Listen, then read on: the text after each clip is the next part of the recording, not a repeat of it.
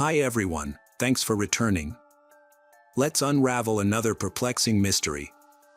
The case of Jayden Parkinson. Jayden Parkinson, born on September 26, 1996 in Folkestone, United Kingdom, Jayden is the youngest of 3 children. Her parents had a strained relationship. Family problems led to her parents' divorce when Jayden was only 7 years old. Jayden lives with her father. Although Jayden lives with her father, the relationship with her mother Samantha Shuri remains strong. Jayden and her mother talk on the phone every night. As Jayden entered her teenage years, her life became increasingly unstable. Her father often ignored her. She began smoking and drinking, and spent time living with both parents. At the age of 13, Jayden ran away from her father's house and moved in with her mother, eventually winning a court order allowing her to stay there. Jayden was in a relationship with Ben Blakely, whom she met at the age of 14. Blakely had a profound influence on her, gradually changing her over time. Jayden was 15 when she started dating Ben, 20. The significant age gap worried Jayden's mother, but she couldn't stop her daughter from falling in love. Initially, their relationship was loving and romantic, but it gradually deteriorated over time. And their relationship became increasingly strained. Ben controlled every aspect of Jayden's life. She stopped wearing makeup and became increasingly withdrawn. He dictated what clothes she wore and isolated her from family and friends. As a result, Jayden moved out of her mother's house and into a shelter for women who were victims of domestic violence. Although the shelter's rules forbade Ben from visiting, he continued to exert complete control over Jayden's life. Jayden and Ben frequently had arguments, and at one point, Jayden even warned the hostel staff about Ben's aggressive behavior towards her. Ben exerted significant control over Jayden, dictating her every move and restricting her freedom. He took away her mobile phone, convincing her that she didn't need anything else as long as she had him. Ben also prohibited her from interacting with men and monitored her social media activity. As a result, Jayden stopped attending school. Jayden's communication with her mother, which was once a daily occurrence, dwindled to just 1 or 2 conversations per month. Her mother, Samantha, urged Jayden to return home and end the relationship with Ben, but Jayden refused.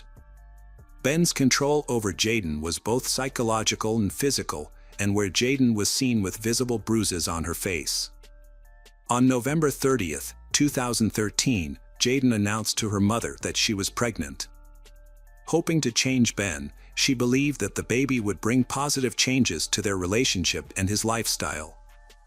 Jayden envisioned the baby would bring them closer together, and that Ben would return to the caring person she first met. Unfortunately, Ben has not changed. Once Ben gained complete control over Jayden, his true nature emerged. He isolated her from friends and family, leaving her financially dependent on him. The situation escalated to the point where Jayden was confined to her room, even restricted from using the bathroom without permission. Unbeknownst to Jayden, Ben was secretly dating other women, exerting the same manipulative control over them. Samantha learned about her daughter Jayden's pregnancy and asked her to come home, but Jayden declined, not wanting to cause her mother more trouble. When Jayden told her Ben about the pregnancy, he became enraged and denied being the father. He even threatened to post intimate photos and videos of Jayden on social media. Fearing Ben would follow through on his threat, Jayden reported him to the police a few days before she went missing. Ben had around 30 explicit photos and 13 videos of Jayden, which she desperately wanted to keep private. On December 3, Jayden failed to return to her hostel for the night. Knowing about the problems in Jayden's life, the police tried to find her, but were unsuccessful. They contacted Jayden's mother Samantha by phone, but she did not know where Jayden was. On December 4, 2013, police received a report that Jayden was missing. Police contacted Jayden's boyfriend, Ben, to see if he had any information about her disappearance. However, Ben was uncooperative and hung up several times, claiming that he did not know where Jayden was, Jayden having run away from home several times before, so her initial disappearance didn't raise immediate concerns. The next day, Ben was arrested and taken to the police station, but not in connection with Jayden's disappearance. The arrest was due to a report that Jayden had filed a few days earlier, stating that she feared Ben would post private photos of her online. The police questioned Ben. Ben denied any intention to post the photos and was released on bail the same day. Samantha distributed flyers with Jayden's picture. In addition to distributing flyers, she also used social media platforms to publicize Jayden's disappearance, hoping to get clues for the case. The police analyzed security footage. They collected surveillance camera footage from the motel where Jayden lived. The footage showed the girl going out to meet Ben but, then, did not return to her residence. On December 3rd, Jayden was seen again at Oxford railway station. Surveillance footage captured her walking inside with Ben, and nothing unusual occurred in the video. After tracking their movements, police discovered that Ben and Jayden had taken the train to Didcot, a town about 10 miles from Oxford. Jayden's last known location was the railway station in Didcot, where the footage showed her and Ben leaving the building. In the past, whenever Jayden ran away, she would usually contact her family within a day or two to let them know she was safe. This time, however, was different. Jayden had not contacted her family or friends, and there was no activity on her social media accounts. After reviewing surveillance camera footage showing Jayden boarding the train with Ben, he became the prime suspect in her disappearance. Police were certain that Ben knew where Jayden was and what had happened to her. The footage revealed that Ben returned to the train station alone, and there was no further sighting of Jayden. 1 week later, on December 10, 2013, Ben Blakely was arrested by the police. Police wanted to question Ben to find out what happened to Jayden after they left the train station in Didcot together. At that point, the police had not ruled out the possibility that Jayden might be hiding of her own free will or that Ben might be holding her. During the interrogation, Ben displayed confidence. He claimed to have no knowledge of Jayden's whereabouts. According to Ben, he and Jayden had broken up, and she was now in a relationship with someone else. Ben suggested that the police should focus on speaking with Jayden's new boyfriend, as he believed this person might have more information about her disappearance. Ben appeared indifferent to Jayden's situation, saying that the fact that they had broken up and Ben had a new girlfriend made her situation irrelevant to him. He suggested that the police check Jayden's social media accounts to gather information about her recent activities and interactions. Ben Blakely was arrested on suspicion of kidnapping and murder, despite Jayden still being missing. The police interviewed Jayden's friends to see if she might have gone to a safe location, but they found out that Jayden had distanced herself from her friends after she started dating Ben. As a result, no one knew if she had a place to hide. During the search for Jayden, a taxi driver from Didcot provided vital information to the police. On December 4th, at around 1 a.m., the taxi driver picked up a passenger on a dirt road. The passenger, a young man with a large, heavy suitcase covered in mud, needed help lifting the suitcase into the taxi. The taxi driver became suspicious and wondered if he had accidentally witnessed a crime. The investigation revealed that the person who called the taxi was Ben Blakely's mobile phone. When questioned further, Ben refused to answer any further questions. Analysis of his phone location records showed that Ben had visited a number of locations in Didcot, including a disused rural shed where a taxi had picked him up that night. A team of police officers and sniffer dogs searched the shed as part of the investigation. It was also discovered that Ben and Jayden had visited the shed earlier. Police found a bracelet matching Jayden's near the scene. Trained sniffer dogs indicated the presence of a body inside the shed, but Jayden's body was not found. This led police to suspect a large suitcase was involved when Ben got into the taxi.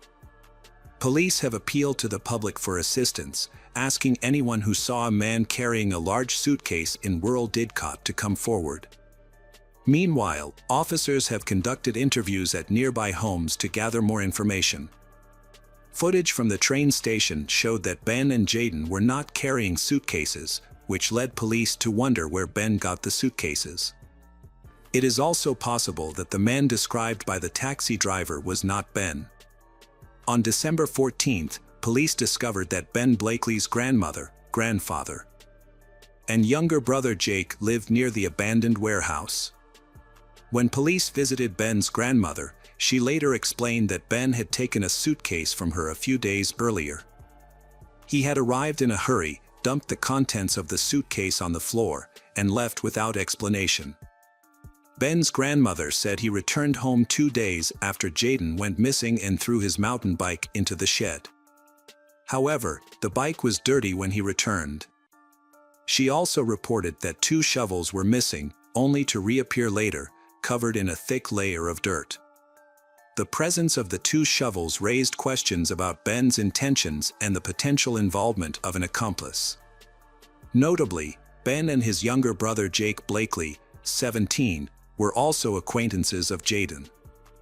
Witnesses reported seeing Ben and Jake riding mountain bikes together.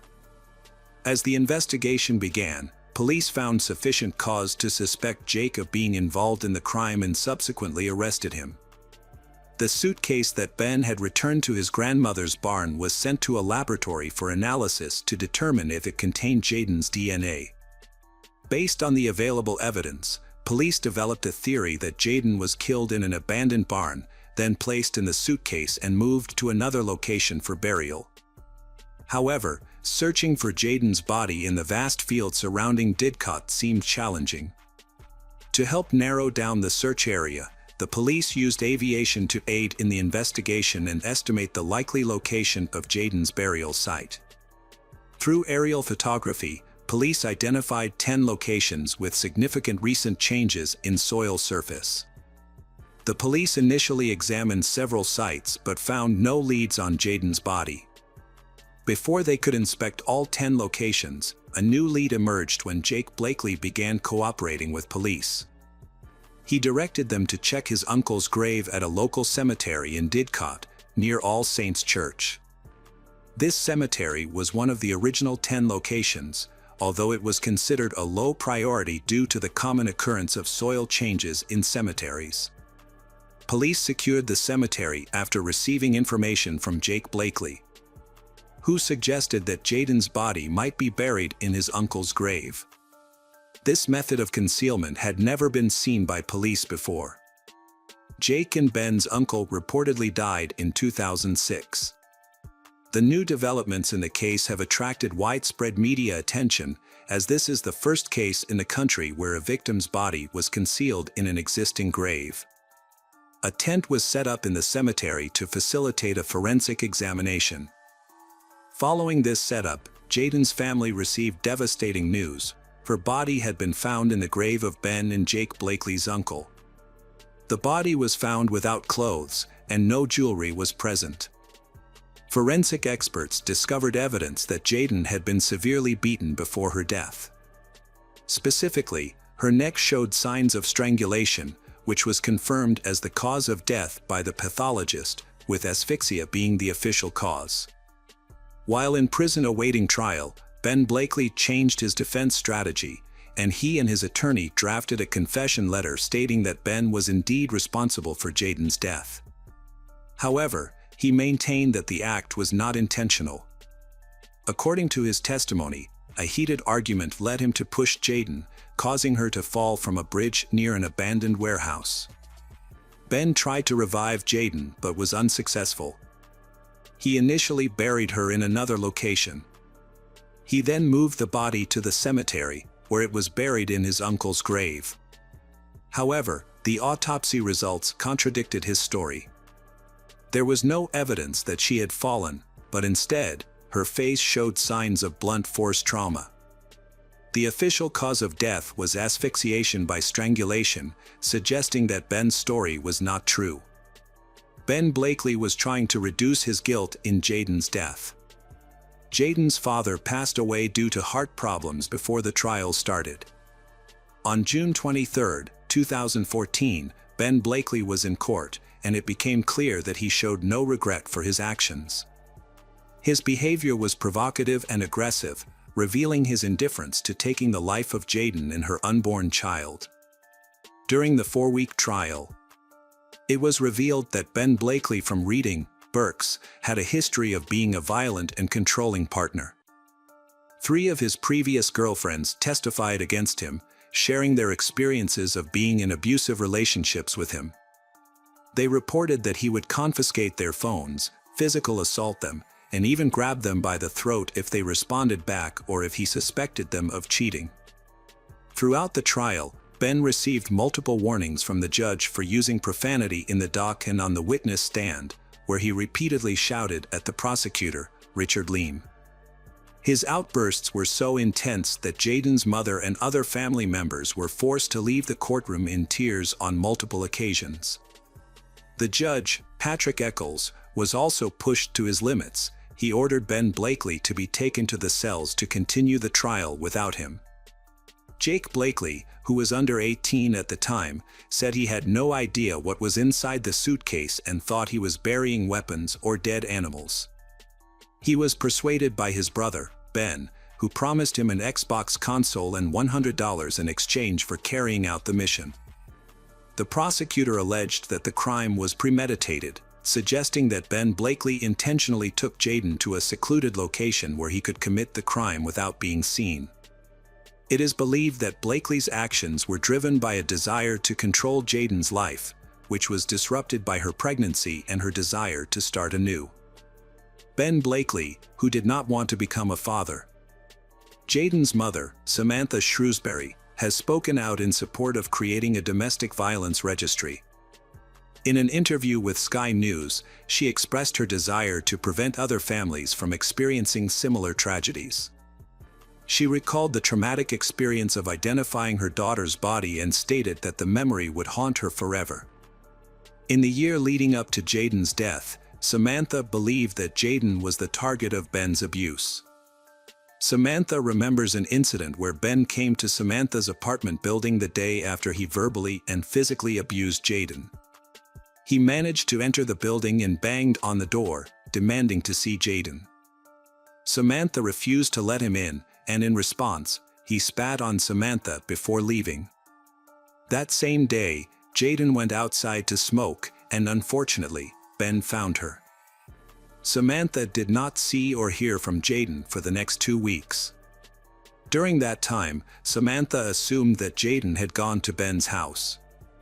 As a result, it became difficult to contact Jayden because Ben had destroyed her phone or SIM card. Despite his horrific behavior, which included burning, beating, and starving Jayden, Ben remained in denial about his true nature. The jury deliberated for 20 hours before returning their verdict. Ben Blakely was found guilty of willfully murdering Jayden Parkinson. The judge told Ben Blakely that he took 17-year-old Jayden Parkinson to a remote area near Upton, where he strangled her to death. The judge also noted that Ben's behavior towards Jayden was marked by irrational jealousy, physical abuse, and emotional manipulation throughout their relationship. The judge found that Ben Blakely had taken control of Jayden's daily life. To isolate her, he took away her phone and restricted her movements while she was in the boarding house, even to the point of not allowing her to use the toilet, forcing her to urinate in plastic bottles. Despite Ben's abusive behavior, Jayden fought to leave him. Jayden finally found the courage to end their relationship last November. Ben threatened to share intimate photos of the two of them publicly. The court sentenced Ben Blakely, who was sentenced to life in prison for attempted murder. Ben's younger brother, Jake Blakely, was sentenced to 3 years in prison for perverting the course of justice. Hello, crime enthusiasts. Are you ready for another chilling investigation? The case of Andrea Lohagin. Andrea Lohagin was born on January 6, 1977, in Bad Belzig, Germany, to a tight-knit family that consisted of her mother, father, and sister. They lived in a newly built residential complex. As children, Andrea and her sister were known for being obedient and diligent in their studies, which made their parents incredibly proud. By the time Andrea turned 16, she had developed into a stunning young woman and an outstanding student, earning her numerous admirers. Andrea and her sister focused primarily on their studies and socializing with friends at parties, avoiding any unwholesome or troubling pursuits. On October 7, 1993, during the autumn break, 16 years old, Andrea spent the day at a local shopping center with her parents. With only 1 year of high school remaining, Andrea was on the cusp of a significant milestone, looking forward to completing her exams and embarking on her journey into adulthood. Andrea harbored dreams of attending university, building a career, and eventually starting a family of her own. The thought of entering this new phase of her life filled her with immense excitement and anticipation. During their outing to the shopping center, Andrea bought new shoes and jeans. She excited to wear them to a party at the club that was coming up soon. That evening, Andrea, a high school student, planned to attend a gathering at the local youth center, where her friends and acquaintances were waiting for her. The center was only a 15-minute walk from Andrea's home in the small town of Bad Belzig. Since the town was considered very safe, with no prior incidents of attacks or crimes, Andrea's parents felt comfortable allowing her to walk to the party alone. Andrea was expected to return home by 10 p.m. to watch a horror movie with her mother, as was their evening routine. However, when Andrea did not come home on time, her family assumed she would be home in a few hours. Andrea's friends who were at the party said she never showed up, which caused them to become worried. This was unusual behavior for Andrea, who was known for being responsible and punctual. She had never been late before, so her friends were worried. Unfortunately, it was difficult to reach Andrea directly, as mobile phones were not widely used at the time, and the youth center didn't have a landline phone. Her friends would have had to leave the party to call her from another location. Nevertheless, the group chose not to jump to conclusions and stayed at the club. They thought Andrea might be dealing with family issues that prevented her from attending the party. Despite the youth center being close by, none of them tried to check on her. The girls assumed Andrea was either running late or grounded at home, and they continued to enjoy the party. However, when Andrea failed to return home by midnight, her mother grew worried. Normally, Andrea would be home by this time, watching another horror movie. At first, Andrea's mother thought she came home late because she had gone out with friends or visited someone's house. But as the hours passed and Andrea didn't show up, her mother became increasingly alarmed. She tried to contact her daughter's friends, with whom Andrea was supposed to be visiting that evening, but none of them were home. This left her unable to get any information about Andrea's whereabouts. Later, one of the girls finally answered, but she had no information about Andrea. The mother became increasingly worried, realizing that her daughter could not stay out so late, as she had to go to school the next day. At 1 a.m., the mother's concern reached a breaking point. She woke up her husband, and they set out in their car at 1:30 a.m. to search for Andrea. They spent hours searching the area around Bad Belzig but found nothing. They visited the youth center, but Andrea wasn't there. Andrea's friends were unable to provide a clear explanation for her disappearance. It was also unknown whether she went missing while heading to the club or after leaving it.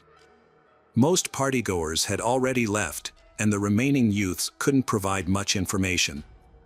Around 4 a.m., Andrea's frantic parents reported her disappearance to the local police. However, the police responded slowly and failed to conduct a timely search for Andrea. The police officers initially thought that Andrea had just gone out and would come back home by herself in the morning, once she was sober. However, her parents were certain that something terrible had happened to her.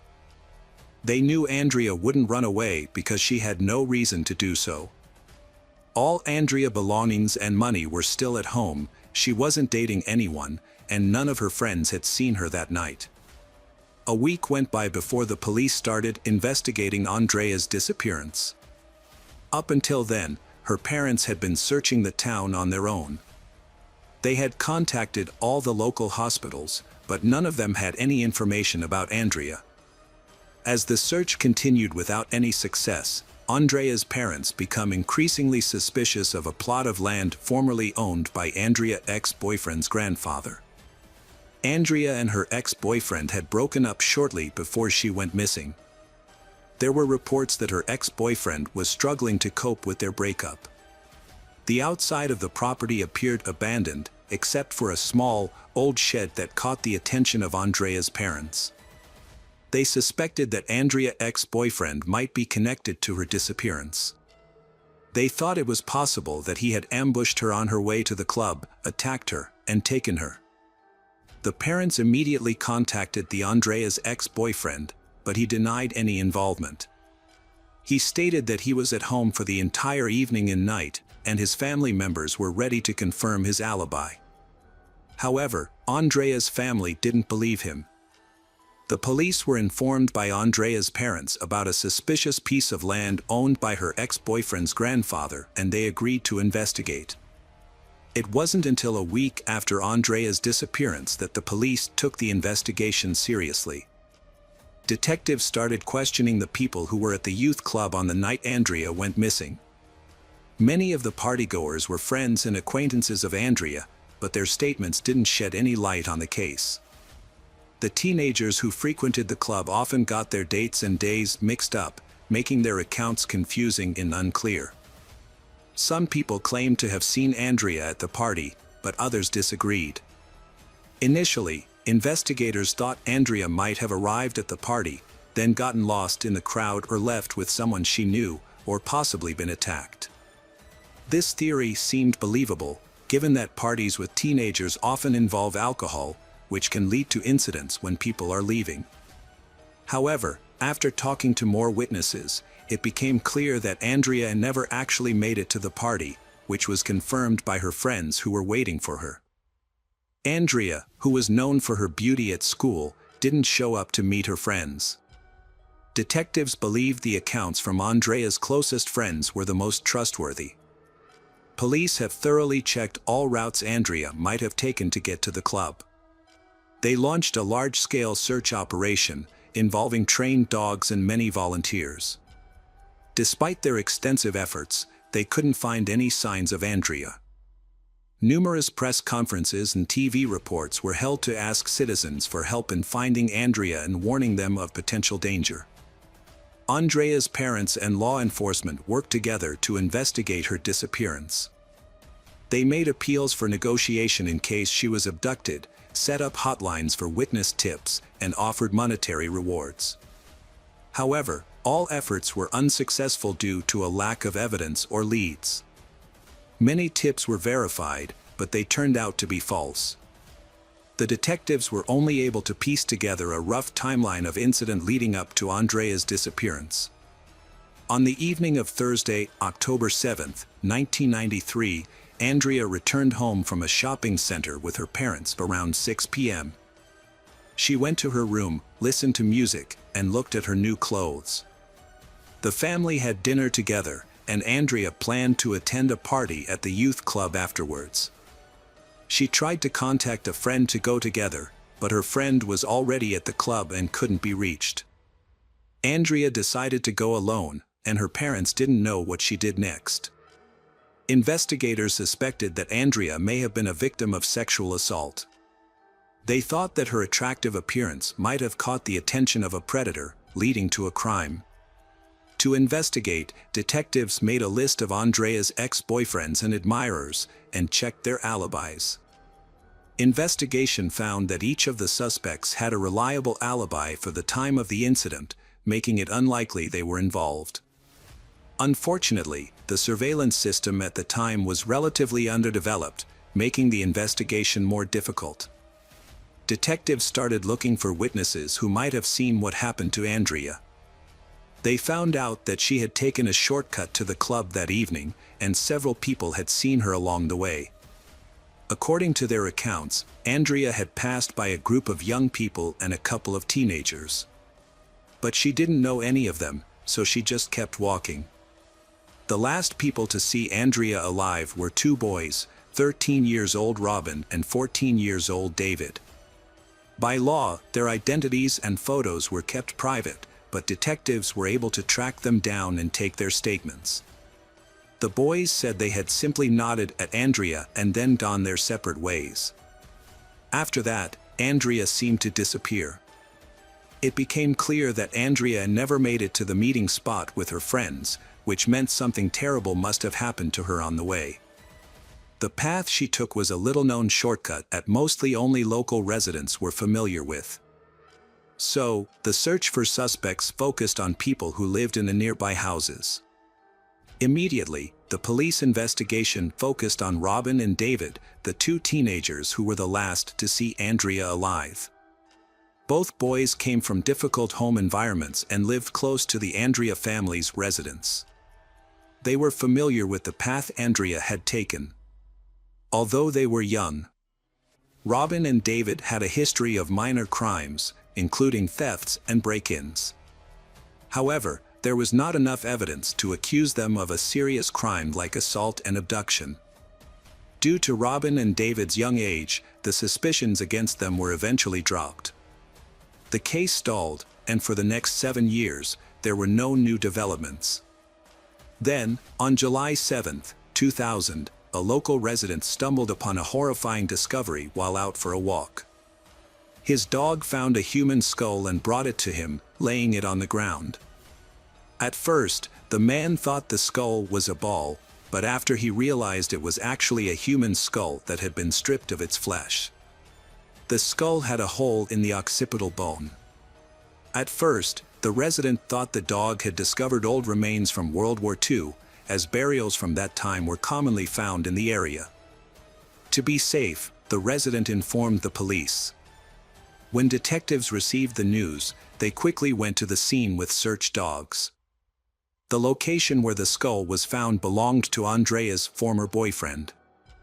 After a lengthy and thorough search, a complete human skeleton was found behind the door of a partially collapsed shed, hidden under a pile of construction debris.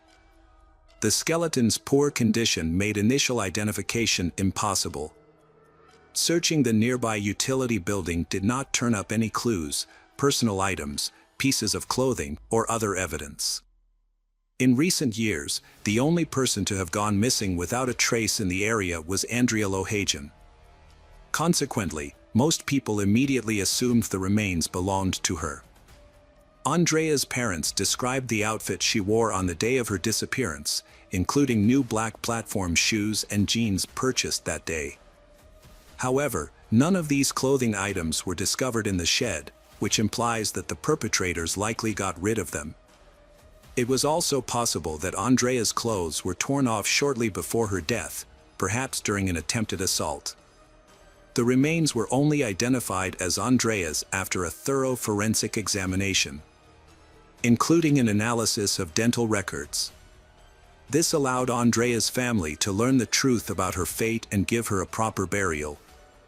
However, it also sparked concerns about how thorough the initial searches were, since her body was found in an area that had already been searched before. A review of the search operation reports showed that investigators had examined the area, including an abandoned shed filled with debris, but they didn't find anything unusual at the time. It is possible that the body was hidden there later, but there is no evidence to confirm this. The investigation initially concentrated on the accounts of witnesses who claimed to have seen Andrea in the company of two teenagers, Robin and David, aged 13 to 14, just before her disappearance. Andrea's vanishing after being seen with Robin and David had seemed suspicious. The boys were questioned again and repeated that they had seen Andrea on the night she disappeared, but had only greeted her and had no involvement in her disappearance. Despite the lack of evidence, but the investigation still points to their involvement in Andrea's disappearance.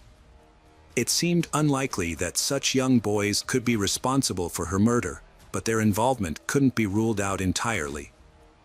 Further investigation revealed that the boys had a connection to the location where Andrea's remains were found. Witnesses had seen Robin and David near the shed on several occasions, and it was discovered that they had access to the inside of the abandoned building.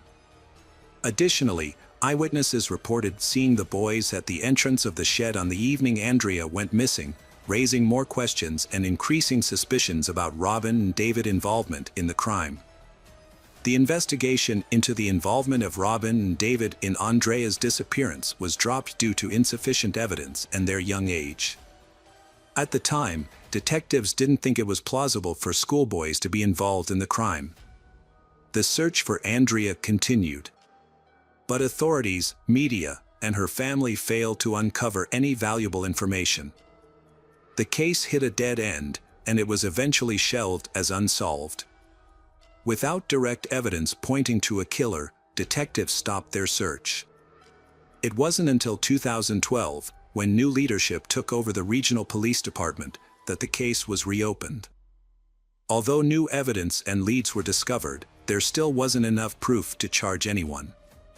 At this point, detectives didn't have a prime suspect. In May 2016, the case took a major turn, when David, a 37-year-old man, died in Berlin from a serious pancreatic disease caused by years of drug addiction and unsettled lifestyle. He was one of the teenagers who had last seen Andrea alive. During a train trip, David suffered a fatal internal hemorrhage, and his death certificate listed natural causes, despite his extensive criminal history. Following David's death, a witness came forward to the authorities, claiming to have information that could solve Andrea's murder case. David's mother was a witness, but she concealed the disturbing truth about her son's involvement in the case. She revealed that on the evening of the murder in 1993, David, then 14, and his 13-year-old friend Robin encountered Andrea while walking on the same path. The two boys, drawn to Andrea's fashionable clothing, decided to attack and rob her. When Andrea recognized them in the darkness, fearing they would be exposed, Robin and David brutally killed her. The investigators were shocked by a sudden turn of events. They had previously suspected Robin and David of a crime, but lacked evidence to prosecute them. The boys' involvement was also questionable due to their young age. Until then, the boys, Robin and David, had gotten into only minor scrapes with the law and had managed to avoid punishment due to their youth. No one suspected that this lack of punishment would embolden them to commit more serious crimes. Years later, 36-year-old Robin was brought in for questioning. His former accomplice, David, had since passed away, so the police had to rely on Robin's testimony. Robin confessed to everything, including the gruesome details of the crime. He asked to speak with his family first, to confess to them, before providing a final statement to the investigators. The detectives agreed to give Robin 48 hours to meet with his family, appreciating his willingness to cooperate. However, they had no idea that Robin had already planned his next move. When he returned to his apartment, his wife was temporarily away. Robin left a note for his wife and a message for the police, detailing his involvement in the attack on Andrea Lohajian. Then, he disappeared without a trace. 2 days later, Robin was declared missing after he failed to show up. On November 4, 2016, a hunter discovered his body in the mountains. Robin's mutilated body was found at the bottom of a deep ravine. It appeared that Robin had taken his own life, so unable to cope with the guilt he committed in his youth. In his final note, Robin described the horrific details of the crime. Robin never knew why David started the attack, as David never shared his reasons with him. Despite this, Robin was able to recall the rest of what happened during the incident. According to Robin, they had no prior connection to the victim, Andrea Lohajian. When Andrea was walking along a small road near a club, she met Robin and David. The attack was a sudden and spontaneous act of aggression. Andrea probably chose that route to get to the party quickly and save time. When Robin thought back to the encounter, he remembered exchanging friendly greetings with Andrea alongside his friend David. Initially, Robin intended to continue his journey home, but his plans changed unexpectedly. David suddenly and aggressively attacked Andrea, catching both her and Robin off guard. After the assault, Robin and David concealed Andrea's body in a nearby outbuilding adjacent to the youth center. They covered the body with construction materials and then left the area. According to Robin's account, there was no apparent motive for the attack, such as theft or personal gain. The act seemed to be driven by a senseless and extreme aggression. Robin and David both had encounters with drug dealers while they were in school. Additionally, they were both under the influence of drugs on the night the incident occurred. Peter Lemon, the head of the youth center that Andrea was planning to visit, had fond memories of her. He described Andrea as a well-behaved guest who did not drink alcohol and mainly came to the center to play billiards and socialize with friends. Peter was deeply shocked by the violence against Andrea and provided full cooperation to the authorities investigating the incident. Peter had also been told about Robin and David. They often seen loitering near a shed a short distance from the club. There were numerous negative rumors going around about these boys, but Peter couldn't bring himself to believe that such young people were capable of committing such severe offenses. However, it turned out that these very juveniles had been roaming freely. For 20 years, Andrea's disappearance remained unsolved, despite a written confession from Robin and witness testimonies placing Robin and David near the scene of the crime. The investigation lacked direct evidence against the suspects, with no DNA or fingerprints found. Detectives carefully analyzed every word from Robin, including their social media posts and phone contents. The investigators were looking for clues that might suggest the suspects discussed or admitted to the crime. Shortly before his death, David's online accounts revealed ominous posts that seemed to hint at his involvement in Andrea's disappearance. But these leads were considered secondary evidence. It is presumed that David knew the investigation had reopened and was consumed by guilt. Although he did not intend to surrender to authorities, but his life had spiraled downward due to his struggle with drug addiction. David's mother believed her son's death was a sign from fate. She had been afraid to turn him in to the police, and David and his friend Robin were hesitant to share information about their past due to fear of revenge from people they used to associate with.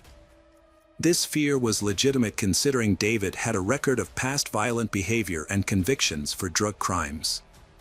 Despite accumulating indirect evidence, one aspect of the case to horrify detectives: how could two ordinary 13 and 14 years old boys commit such a heinous crime against Andrea? As a result, Andrea's relatives and the investigators began to suspect that a third person, an adult, might have been involved in the crime, guiding Robin and David. The investigation revealed that Andrea's death was caused by a severe head injury from a blunt object. The severity of the injury suggests it would have taken considerable physical strength to inflict it. The detectives questioned whether Robin and David could overpower an older girl and inflict such an injury. This led them to consider the possibility of an adult accomplice, which was supported by other evidence. A new suspect emerged, a man associated with Robin and David's social circle, who was significantly older. However, his name was not disclosed. Robin's testimonies and pre-death note did not mention a third accomplice, and David's mother denied the possibility. Despite this, some witness statements suggested an adult was involved. Specifically, several witnesses reported seeing a truck driver around the same age as the suspect near the shed around the time of Andrea's disappearance. Investigators were able to identify this individual and connect him to the case. In reality, Andrea and her killers, Robin and David, attended the same school. However, due to their age difference, they didn't have classes, participate in the same activities, or have common friends. They may have crossed paths in the hallways or cafeteria. Andrea may have had prior conflicts with Robin and David that intensified their dislike for her. Robin and David both came from difficult and unstable families, which led them to start using alcohol and drugs at a young age as a way to cope. On the night of the incident, they may have been under the influence of alcohol or drugs, which could have made them more aggressive. What's more remarkable is that Andrea's remains were found on a plot of land owned by a relative of one of the killers, her ex-boyfriend's grandfather. Some people believe that this resemblance cannot be a coincidence, and they suspect the involvement of her ex-boyfriend in the case. The public was shocked and outraged when it was discovered that these very teenagers were involved in the murder. The revelation led to widespread criticism, mainly because detectives had initially dismissed the case in the 1990s, citing the suspect's youth as the reason. If detectives had investigated these teenagers as suspects at the time of the crimes, it is likely that the victims' bodies would have been discovered much sooner. An earlier investigation could have helped authorities bring the killers to justice.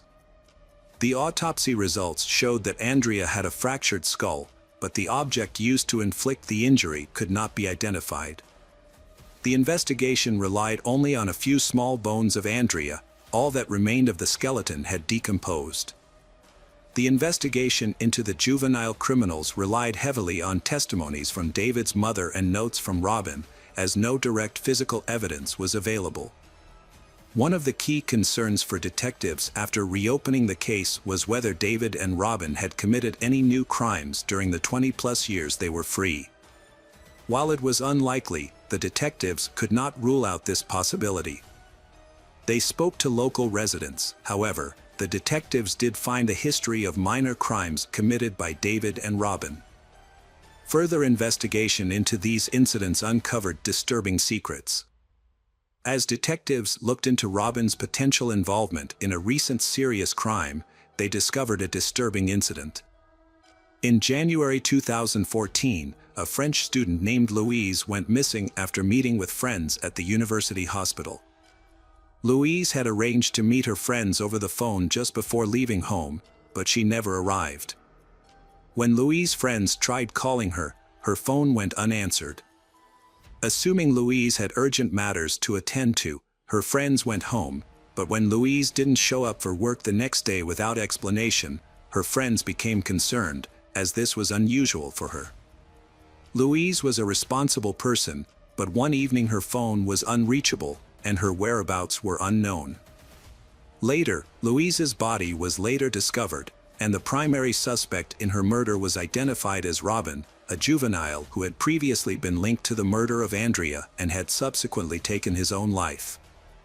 What made the situation even more disturbing was that Louise personally knew Robin, but she had no idea about his dark past. As a result, she became his second victim. Despite the suspicions, proving Robin's involvement in Louise's murder was difficult due to a lack of direct evidence. The case remains unsolved, and many have criticized police for dropping the investigation into Robin and David, suspects in Andrea's 1993 murder, citing the suspect's young age at the time. The carelessness shown in handling the case allowed criminals to commit new crimes with a high likelihood. Robin's past crimes were neglected, and his case was left unsolved, ultimately leading to the death of Louise. Years earlier, Andrea's body was left to decompose, and her case was also neglected. The Andrea family feels that the young perpetrators didn't get the punishment they deserved for their crimes. Even though the killers are dead, but they were still able to live freely for a time and experience the simple joys of life. The motives behind Andrea's murder, like many other details of the case, remain unknown due to a lack of evidence. This case shows that the idea that young people are not capable of carrying out serious crimes is incorrect. Although the truth will eventually come to light, it may be too late to deliver justice. Andrea's youth, full of promise and dreams for the future, was tragically taken. Welcome back, mystery lovers. Today's case is going to keep you on the edge of your seat. The case of Cassandra Cantrell. Cassandra and Robert were twins. As children, Cassandra and Robert liked to tell each other scary stories in a room with the lights off. Robert was a talented storyteller. Cassandra always found Robert's stories interesting.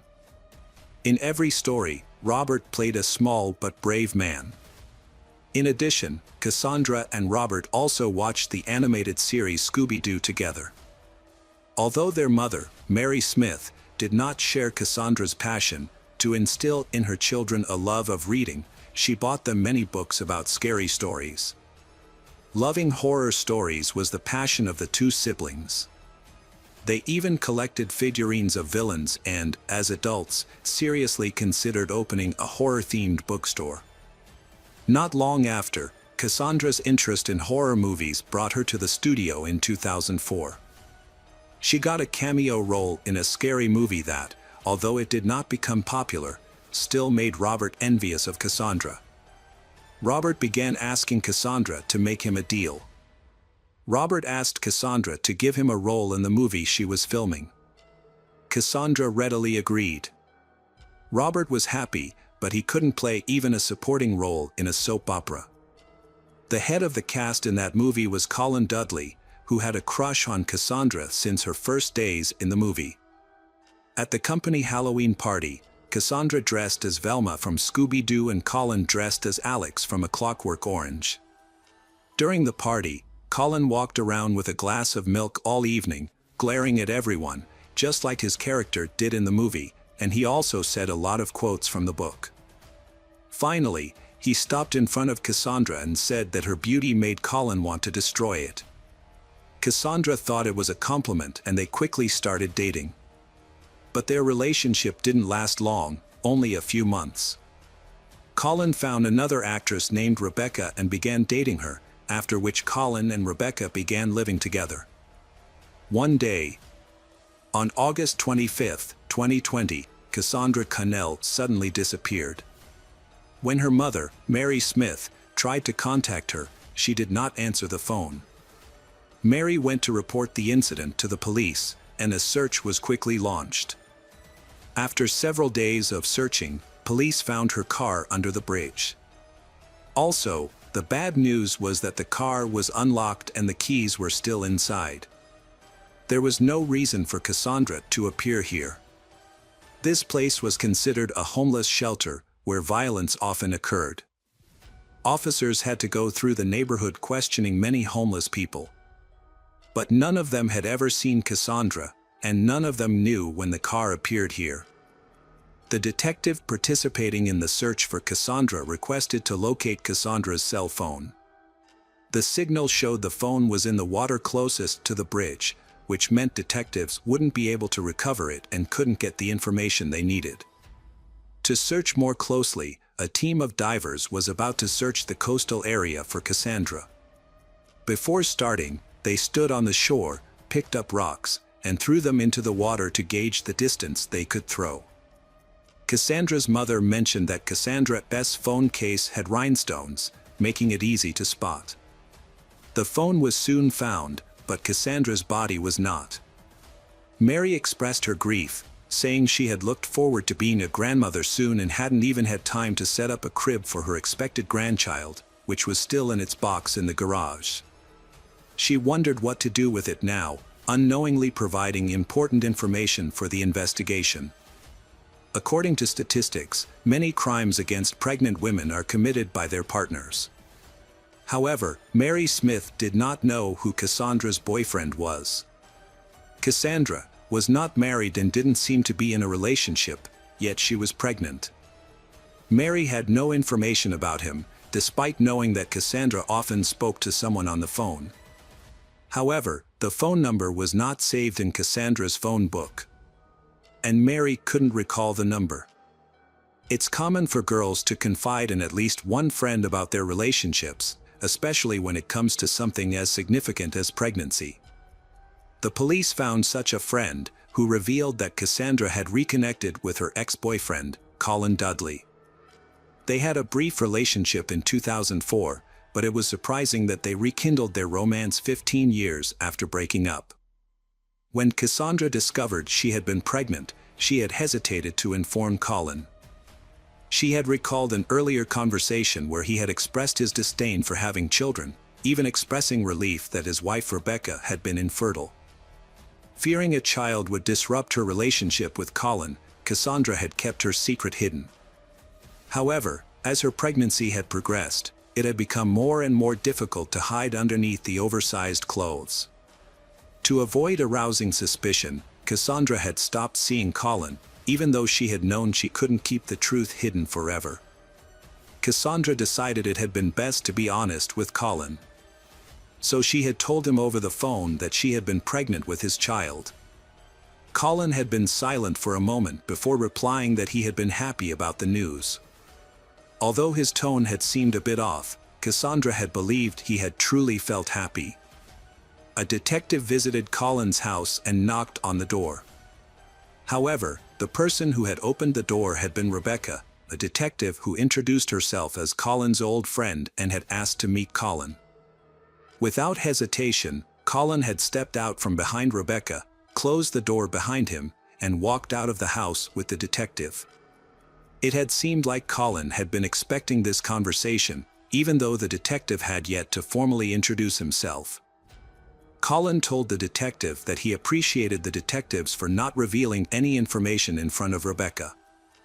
Colin mentioned that he had heard about Cassandra's disappearance and found it strange, and said that he didn't know where she had gone. He explained that Cassandra had told him about a big argument with her brother, Robert. Colin had advised Cassandra to reconcile with Robert but was unsure whether she would take his advice. The detective already knew about the fight between Cassandra and Robert, as Colin had explained to the detective that it had been just a small family misunderstanding, even though Robert had been extremely upset about it. On the day she disappeared, Cassandra had called Colin and said she wanted to talk, but he had refused because of his ego. Now, Colin blamed himself for her disappearance, believing that if he had met her that day, she might not have disappeared. Colin admitted to the detective that he had not been the nicest person, that he had been secretly dating Cassandra behind Rebecca's back for a long time, and expressed his belief that he would probably be punished for it in the other world.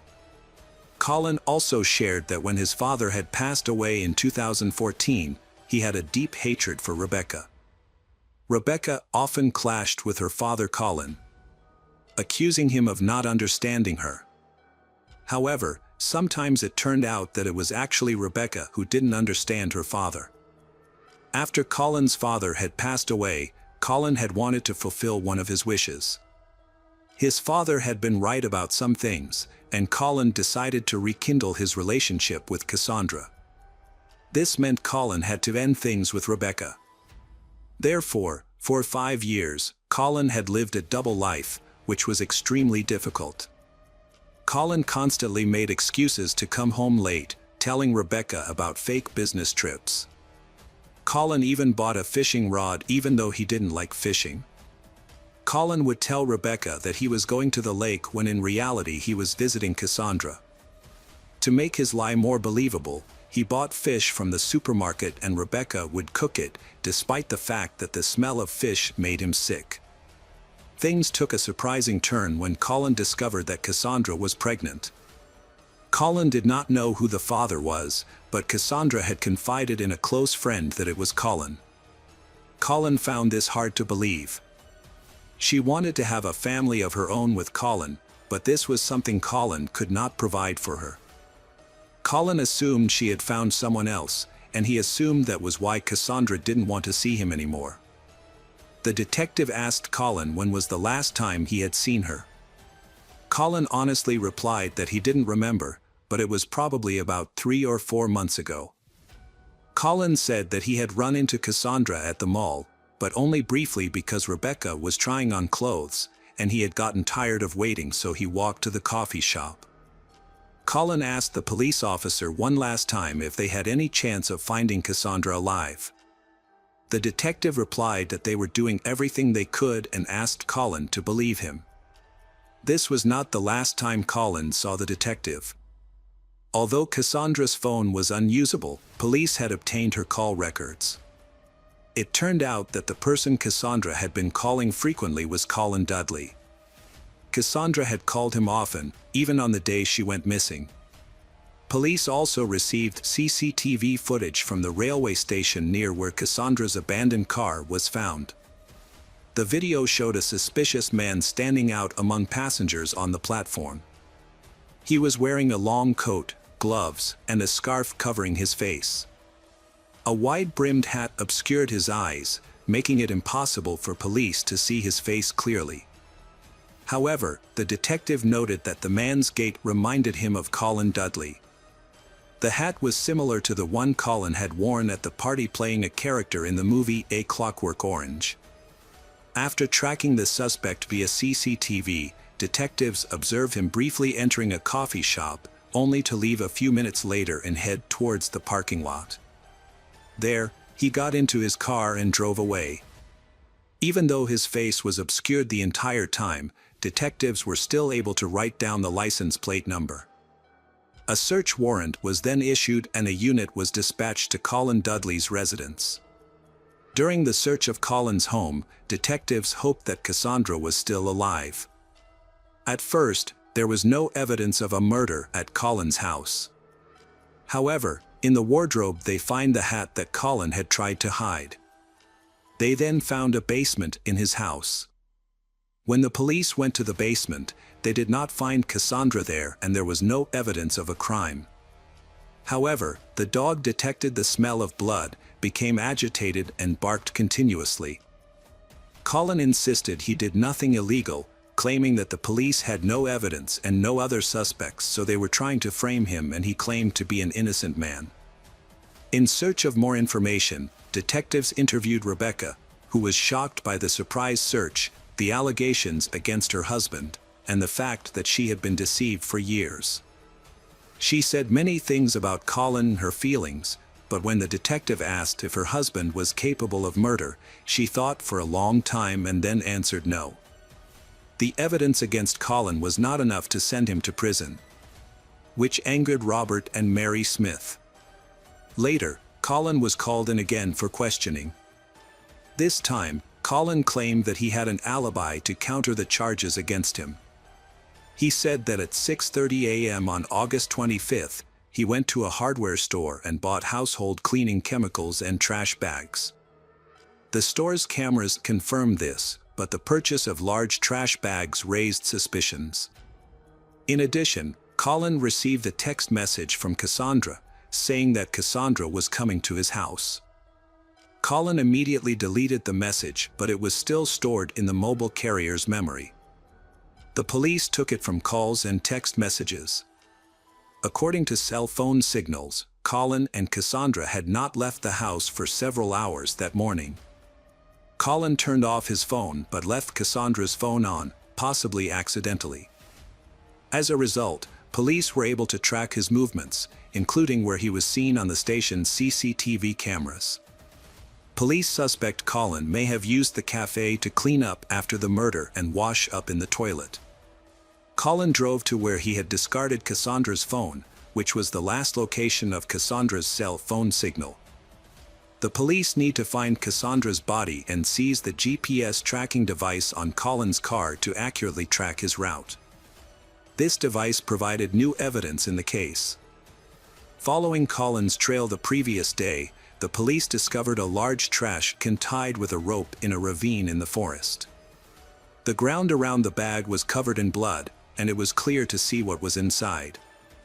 The case happened a month ago, so identifying the body was difficult. However, police were able to identify Cassandra's body thanks to a tattoo described in the search notes. Colin was arrested the same day and charged with murder. Forensic examination revealed that Cassandra's death was caused by a fractured skull due to blunt force trauma. During the trial, the police presented Colin Dudley's motive for committing the crime. However, due to a lack of witnesses and physical evidence, including the murder weapon, it was impossible to convince the jury that Colin was guilty. To resolve the case, the court offered Colin a plea deal stating that if he pleaded guilty, he would receive a reduced sentence. Colin accepted the deal and was sentenced to 26 years in prison. Cassandra's mother and brother were deeply saddened by the outcome, as they still grappled with feelings of guilt for not having met Cassandra before her death. They are especially worried about the fact that Colin may one day be released from prison, free to live the rest of his life regardless of the crimes he has committed against their family. Hello again, true crime fans. We've got another mysterious case to explore. The case of Zoe Hastings. Zoe Hastings was born on November 21, 1996, in Kansas, as the oldest of 5 children. She was a responsible sibling, often putting her parents' needs before her own. Her family was deeply rooted in their faith, spending a significant amount of time at church. When Zoe was in high school, her family moved to Dallas, where she attended a school that fostered her creativity and passion for the arts. She excelled in drawing and enjoyed participating in school plays. Outside of school, Zoe worked at an art studio and as a lifeguard during her summer breaks. After graduating, Zoe had the opportunity to attend top universities, but she decided to delay her education to focus on her church. In October 2015, at the age of 18, Zoe was preparing for a mission trip with her church. She planned to attend the Sunday service to discuss the trip's details. Zoe left her house around 4:40 p.m. in the family minivan, promising her parents she would return for dinner. However, she failed to come back, which was unusual for her. Zoe's parents tried to reach her after the service, but she didn't respond to their messages or calls. They then contacted her friends, thinking she might have visited someone, but no one had seen her. As the evening wore on, her parents grew increasingly worried and decided to call the church to see if Zoe had shown up there. However, they were surprised to learn that Zoe had never arrived at the church.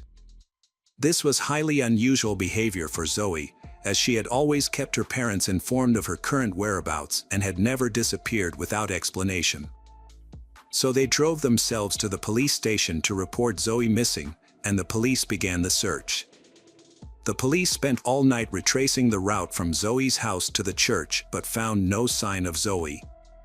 Using an iPhone tracking app, police were able to locate her phone. They discovered Zoe's phone just a few hundred yards from the church, near a small creek across the street. Zoe's parents rushed to the creek. An officer approached them and informed them that a car accident had been reported a few hours earlier and that police had received a call from a witness walking a dog. That witness claimed that a man had approached him and said that a woman had been injured in a car accident near the creek. The witness rushed to the scene and found a woman lying in a pool of blood, so he called 911.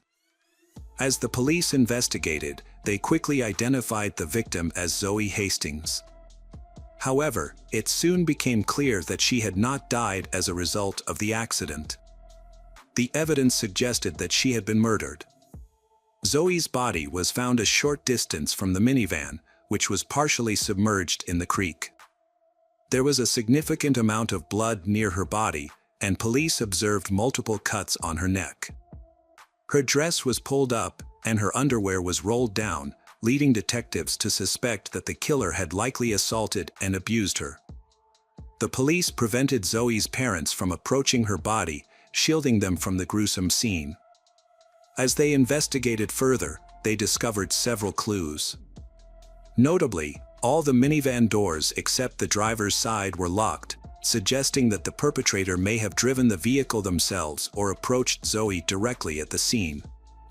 Beneath the bridge, about 10 feet from the creek, a blood-stained knife was discovered. It's likely that this was the weapon used in Zoe's murder. By examining her phone records and GPS data, investigators established that Zoe had arrived at the creek by 5:01 p.m. after leaving home at 4:41 p.m. GPS revealed she drove there in approximately 20 minutes, indicating her death probably occurred within a few minutes of arrival. To account for this timeline, investigators reconstructed her activities that afternoon, tracing her stops from leaving her home. During the examination, investigators uncovered evidence. Zoe visited the nearby DVD rental store after departing home. to return a DVD she borrowed from that rental shop situated beside a Walgreens, near her place of residence. More than 50 people near that area had confirmed it. Among them had been Lester Clark, a tattoo shop employee who had worked next door to the DVD store. It wasn't until a few hours after work around 4:45 p.m. that Lester revealed he had seen a female customer who had been shopping at the store and had approached her. Lester admitted to having witnessed Zoe going to the DVD rental store. Lester added that he saw a man behaving suspiciously near the crime scene. Lester described the man as short and heavily built, and African American. However, Lester was too far away to notice any other distinguishing features. Later that evening, Lester saw the same man walking towards the store alone. The second witness, Gary Whitman, a homeless man, corroborated Lester's account. At around 4:45 p.m., Gary saw a woman approaching a white minivan in the parking lot. A man then approached her from behind, preventing her from entering the vehicle. The man showed her something from his pocket, and the woman subsequently got into the car, moving to the passenger seat. The man then drove away. Gary also described the suspect as short and heavily built, and African American, and found the situation highly suspicious. He went into the store and asked the clerk to call 911, but it is unclear if the clerk made the call. During the investigation, experts made several key discoveries. A forensic pathologist examined Zoe's body and found a small amount of male semen, indicating that Zoe had been sexually assaulted before being murdered. However, the amount of semen was too small to conduct a full DNA analysis. Investigators analyzed Zoe's car for any foreign fingerprints on the doors or steering wheel, but found none. This discovery, combined with witness statements, suggested that the killer may have driven Zoe away in her minivan. However, the lack of fingerprints did not mean that the killer did not drive the car, as they may have wiped down the surfaces after the crime. When examining Zoe's body, investigators found several hairs, but they were too small to extract a full DNA sample from. However, a breakthrough came when a DNA sample was found on a knife near the crime scene. The DNA was matched to 34-year-old Antonio Cochran, who had a violent criminal history, including arrests for theft, assault, and home invasion. 1 year before the murder, Antonio was accused of sexually assaulting a 17-year-old girl, the daughter of his girlfriend. According to the girl, Antonio offered her a ride, but took her to a secluded area and assaulted her. He was arrested and claimed that the sex was consensual, but the prosecution was unable to prove his guilt, and he was acquitted. Antonio became the prime suspect in the murder investigation. As a result, he was arrested. However, during the interrogation, Antonio denied any involvement in the crime. To gather more evidence, investigators collected a DNA sample from Antonio and compared it to the semen found on the victim's body. Unfortunately, both DNA samples were too small for a full analysis, so the experts used a different method. The partial DNA profiles from the hair and semen were then compared to Antonio's DNA. The results showed that it was matched, but not definitively. Meanwhile, detectives searched Antonio's smartphone and found some incriminating text messages. On the day before the murder, Antonio sent a message to a friend he lived with, stating he was moving out and would never see him again. At 1:48 a.m. the next day, Antonio sent another message to his ex-girlfriend, telling her that his stepmother had died right in front of him. But this information was later found to be false. In the hour leading up to Zoe's death, Antonio sent 2 texts to another woman, revealing that he had been drinking, driving around the city, and crying. These messages were his last before the incident. Later that evening, at 9:30 p.m., Antonio texted a friend, expressing confusion and despair about his life. The next day, he sent a message to his ex-girlfriend, stating that his life was over and that she would soon understand why. Detectives investigating Antonio's online activities found that he had visited local news websites over 30 times before his arrest, with a particular focus on the crime sections. Notably, 5 of these access were directly related to articles about Zoe's murder. This was unusual, as prior to the death of Zoe, Antonio rarely visited news sites. His browser history also showed a single visit to a page about gang activity. Further investigation of Antonio's smartphone revealed GPS data that, at 4:34 p.m., Antonio's phone connected to a cell tower covering the area where the store was located, coinciding with the time Zoe was there. Although this data was not conclusive evidence, it suggested that Antonio's phone was in the vicinity of the store just minutes before Zoe left the parking lot. This was significant, as Antonio's home was far away, and his phone had been connected to a different nearby tower throughout the day.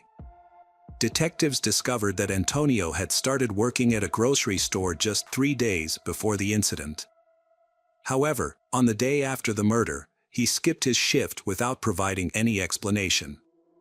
Despite the extensive circumstantial evidence against Antonio, the strongest evidence remained his DNA on the knife handle. Nevertheless, this evidence alone might not be enough for a conviction, as merely holding a knife does not prove involvement in the murder. It is possible that Antonio used the knife in a different context, and someone else could have used it to commit the crime. Since no other evidence was found, detectives decided to proceed with the case and take it to court. The prosecution presented its report of the events. According to the prosecution, Antonio approached Zoe in the parking lot, threatening her with a knife and forcing her to get into her car. He then took the driver's seat and drove away. The prosecution argued that Antonio, who was emotionally distressed due to the death of a relative and intoxicated from consuming a significant amount of alcohol. The investigators' theory was that Antonio had intended to assault Zoe when he abducted her. He chose his victim, Zoe, by chance when he spotted her in the parking lot. Antonio saw an opportunity to commit a crime and acted on it. He then drove to a secluded creek area that was difficult to spot due to the surrounding trees and low-lying terrain. At this location, he forced Zoe out of the car and attacked her, stabbing her 6 times in the neck area. Antonio got back into the car and tried to drive it into the creek, possibly to hide any remaining evidence. However, the car only partially submerged, allowing Antonio to potentially wipe his fingerprints from the steering wheel and door handle before fleeing the scene and return to the store, where Lester had seen him according to initial testimony. The defense argued that most of the evidence was not convincing enough and did not prove Antonio's guilt. For example, hair analysis only showed that the DNA could not be ruled out as belonging to Antonio. But it did not confirm his involvement. DNA on the knife also did not necessarily prove that Antonio committed murder. The defense argued that Antonio could have touched the knife under different circumstances before working at the store. They suggested he might have used the knife while working at a movie theater, where he sometimes collected items left behind by visitors. However, there was no evidence to support this claim. Furthermore, if someone had taken the knife from the theater and used it to commit the murder, they would have had to be careful to avoid removing Antonio's DNA from the handle, which would have been a difficult task. The defense attempted to downplay the testimony of the second witness, Gary, by revealing that Gary had a warrant for his arrest due to a parole violation. They tried to exclude Gary's testimony, but the prosecution argued that Gary's willingness to cooperate with police, despite the risk of arrest, proved his sincerity. Gary insisted he wanted to do the right thing, even if it meant getting arrested. Antonio's lawyers argued that their client was elsewhere at the time of Zoe's murder in order to helping a friend, but they failed to provide any substantial evidence to support this claim. Initially, the prosecution sought the death penalty for Antonio, but as the trial progressed, they realized this would be difficult to achieve with the available evidence. They dropped the request for the death penalty. After a lengthy deliberation, the jury found Antonio guilty of murder and sentenced him to life imprisonment with the possibility of parole after 30 years. Zoe's parents expressed gratitude to the investigators and all those involved in the trial for delivering justice for their daughter. Her father shared that he had always warned his children about the dangers of the world and had taken every precaution to protect them. However, despite his efforts, his eldest daughter was abducted just a short distance from their home, and he was powerless to prevent it. Welcome back, mystery lovers. Today's case is going to keep you on the edge of your seat. The case of Lisa Valdez.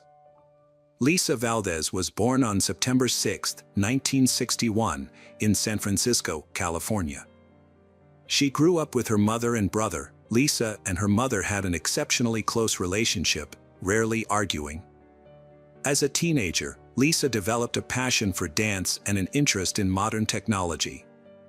She was an early adopter of emerging technologies, including email, which was still a novelty at the time. This interest in technology would later shape her career path. After graduating from college, Lisa found a job as a software analyst in San Francisco. Her mother then used her savings to buy Lisa an apartment in a desirable neighborhood. Lisa lived alone in the apartment, progressing her career and spending time with her family whenever possible. She also continued to pursue her passion for dance. On May 16, 1998, Lisa, then 36, hosted her mother and some family friends at her apartment for the evening. After the guests departed, her mother helped with the dishes before heading home. Before leaving, Lisa promised to call her mother the next day, but the call never came. Initially, her mother assumed Lisa was simply busy. Since Lisa had dance practice scheduled for the next day, her mother decided to wait. However, the entire day passed without any word from Lisa. After trying unsuccessfully to contact Lisa for several days, Lisa's mother began to worry. When Lisa did not show up for work on Monday, her co-workers called her mother to express their concern. The mother immediately decided to go to Lisa's apartment complex. When Lisa's mother arrived at her home, she saw a group of police officers. Lisa's mother approached the police to ask what was going on and was told that residents had reported a strange smell coming from one of the apartments. The apartment manager investigated, found the door unlocked, and called the police after discovering a body on the floor. Police quickly identified the victim as Lisa. Her body showed signs of trauma, making it clear she had been murdered. The advanced state of decomposition suggested that Lisa had been dead for several days. The police suspected that Lisa had been assaulted due to the presence of her underwear next to her body. The crime scene was marked by extensive blood stains on the floor and bed, with the TV and air conditioner still on. However, the disarray of the apartment was later found to be consistent with Lisa's usual living habits. There was no indication of a robbery, as all of Lisa's valuables, including jewelry, were left untouched. The only missing items were her keys and a gym bag. A peculiar detail was the discovery that the attacker had cut off some of Lisa's hair and taken it with them. Detectives believed that the killer may have known Lisa personally. This theory was supported by the lack of forced entry into the apartment complex, which was secured by a fence and required a key or resident approval for access. Police investigating Lisa's murder began by interviewing her neighbors. Their first lead came when a neighbor mentioned discovering a bent metal door frame and faint blood stains on her door 2 days before Lisa's body was discovered. The neighbor had previously reported the incident to the building's management, but they had not notified the police. Police are certain that Lisa's murder was linked to a break-in at her neighbor's apartment. It is possible that the person trying to break into her neighbor's apartment was seen by Lisa and killed her, but another theory is that the break-in may have occurred after Lisa was murdered.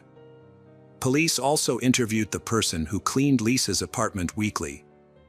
She said that 2 days before Lisa's body was found, she tried to open the apartment door with her key but found it locked from the inside.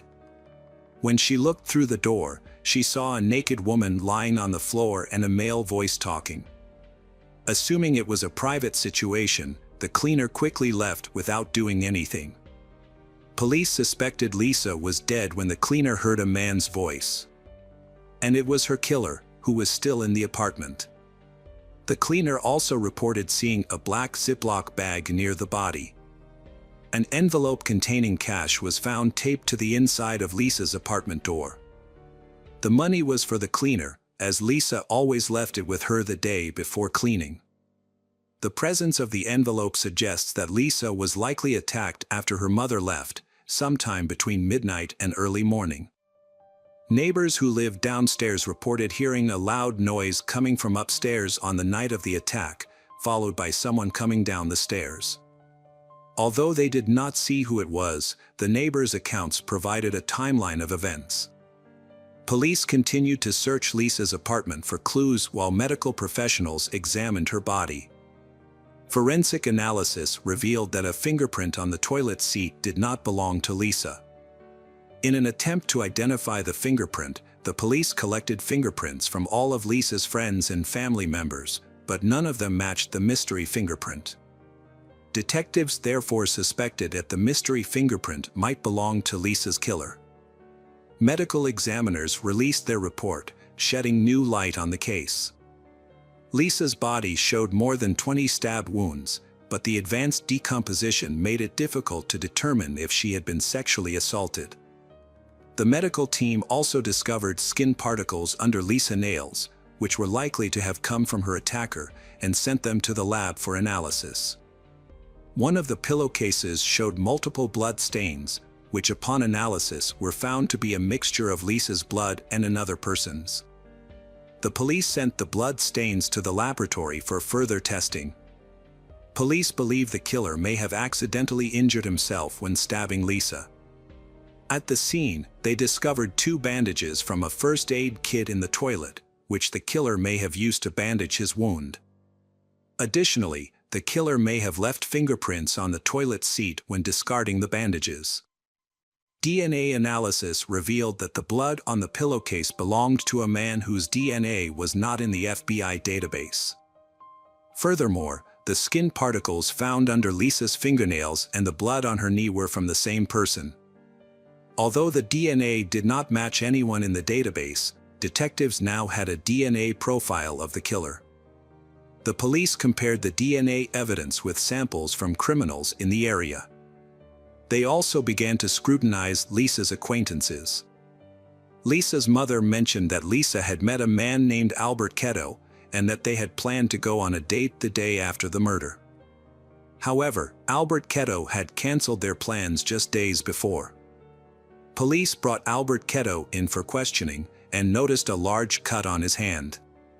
Police considered Albert Ketto a potential suspect. However, Albert Ketto denied any involvement in the crime. Police collected Albert Ketto's fingerprints and DNA samples for further analysis. However, the test results showed that none of Albert Ketto's samples matched the blood found on the pillowcase. Additionally, the skin particles under Lisa's fingernails belonged to someone else. This new information led investigators to expand their search for other suspects. Police decided to look at messages left on Lisa's answering machine in the days before she was killed. Police compiled a list of 40 callers but discovered one unusual message. It came from a man who had called Lisa just hours before the murder. He left a message saying, "You know how it goes. Hey Lisa, are you home?" When police played the message to Lisa's friend, the friend recognized the voice as Albert Robinson, a co-worker of Lisa's. Lisa and Albert Robinson worked together. However, Albert Robinson had expressed romantic feelings for Lisa, but she did not return his feelings. Albert Robinson appeared at Lisa's memorial service a few days after the murder. Albert Robinson claimed that he and Lisa were in love, saying that they planned to get married and start a family. However, Lisa's friends and mother objected to this. Lisa told them that she had no feelings for Albert Robinson and that the relationship between the two was just friends. During questioning, Albert Robinson denied any involvement in Lisa's murder, claiming that he loved Lisa and would never hurt her. However, he refused to provide DNA and fingerprint samples to the police, which aroused suspicion and made him the prime suspect. Police obtained a search warrant for Albert Robinson's home, where they discovered something unusual. Albert Robinson's home contained many photos of Lisa. However, despite the evidence, he continued to deny his involvement. He cooperated by providing his fingerprints and DNA samples to the police. However, they were surprised when Albert Robinson's test results did not match the samples collected at Lisa's apartment. Police eliminated Albert Robinson as a suspect. Due to lack of evidence, the case remained unsolved for many years. The investigation continues, with police waiting for the suspect's DNA or fingerprints to be matched in a database. Over the years, Lisa's mother has used social media platforms to plead for information. But the police have yet to uncover any new clues, leaving the case even more unsolved. In 2010, the FBI used new DNA technology to identify suspects by matching their DNA to relatives in a database. This method was limited to close relatives. On September 2nd, police received the call from the FBI with the news. Although the FBI did not compare the DNA to possible relatives in the database, they did retest the original DNA sample as part of the process. Amazingly, 13 years after the murder, the retested DNA sample was a perfect match. DNA from blood and skin particles found under Lisa's fingernails matched a 52-year-old man named Anthony Hughes, whose DNA had recently been added to the FBI database. Although Anthony had a lengthy criminal record, his DNA was not in the database because he had committed a minor crime. However, a change in California law requires DNA samples from all convicted felons, regardless of the severity of their crimes. As a result, Anthony's DNA was collected after he was arrested for petty theft. The investigation revealed that Anthony's fingerprints were also on file and matched those found on the toilet seat in Lisa's apartment. Experts were able to identify the specific finger that left the fingerprint. Prior to the arrest, police searched for additional evidence that linked Anthony to the crime. 13 years ago, police reviewed calls to Lisa's phone before she was killed, but they ignored calls made after her death. Recently, police discovered a call made by Anthony to Lisa's phone just one day after her death. He left a message, the content of which seemed normal and did not arouse any suspicion at the time. If the police had investigated Anthony at that time, they would have found his extensive criminal record.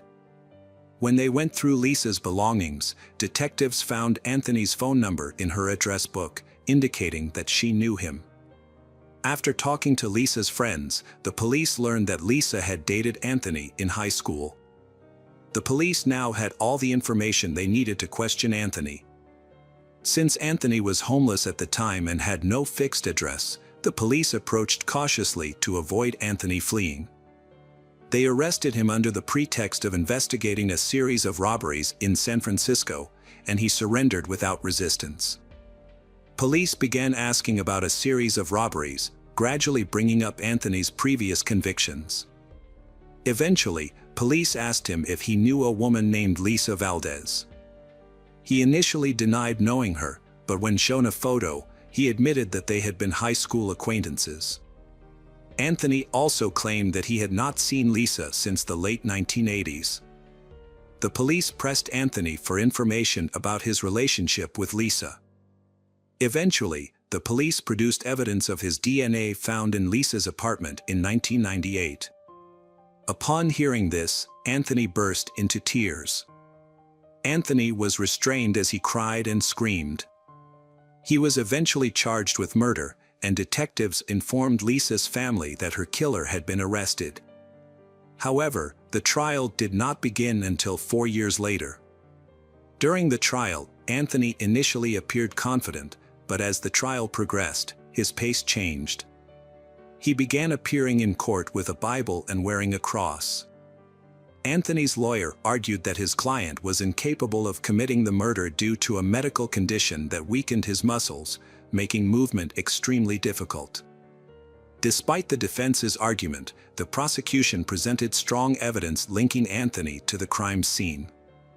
This included his skin cells found under the Lisa's fingernails, his blood on a pillowcase, and his fingerprint on the toilet seat. Anthony maintained his innocence, claiming he had not seen the Lisa since the late 1980s. The prosecution, on the other hand, proposed a different scenario. They believed Anthony had contacted the Lisa, visited her home, and attempted to engage in intimate relations with her. When she refused, he became enraged and killed her. As part of the crime, he cut off a portion of her hair and took it with him before fleeing the scene. Ultimately, the jury delivered a unanimous verdict, finding Anthony guilty of first-degree murder. However, the prosecution faced challenges in securing a conviction for sexual assault due to the advanced state of the Lisa's decomposition, which made it difficult to gather sufficient evidence. The charges were reduced from first-degree murder to second-degree murder, which carries a lighter sentence. Anthony was sentenced to life in prison with the possibility of parole after 16 years. Anthony has been in prison since then and continues to maintain his innocence. Anthony will be eligible for parole in 2031 at age 72.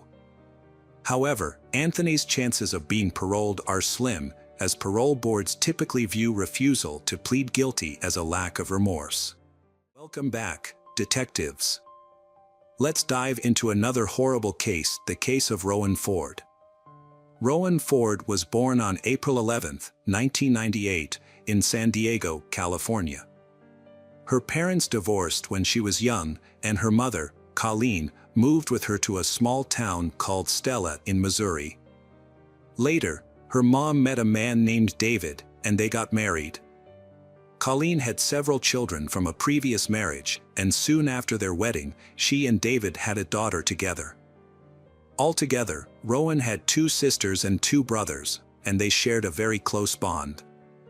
She spent a lot of time outdoors, riding her bike around town, enjoying swimming, and indulging in her passion for drawing. She also liked going to Sunday school at the local church, where she always volunteered to help other kids who had some issues with their tasks. In November 2007, when Rowan was 9 years old, she was in the 4th grade at the local elementary school.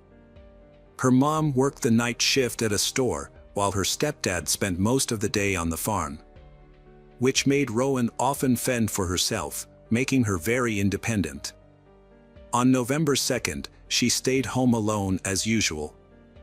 Her mom went to work, and her stepdad hadn't returned from the farm yet.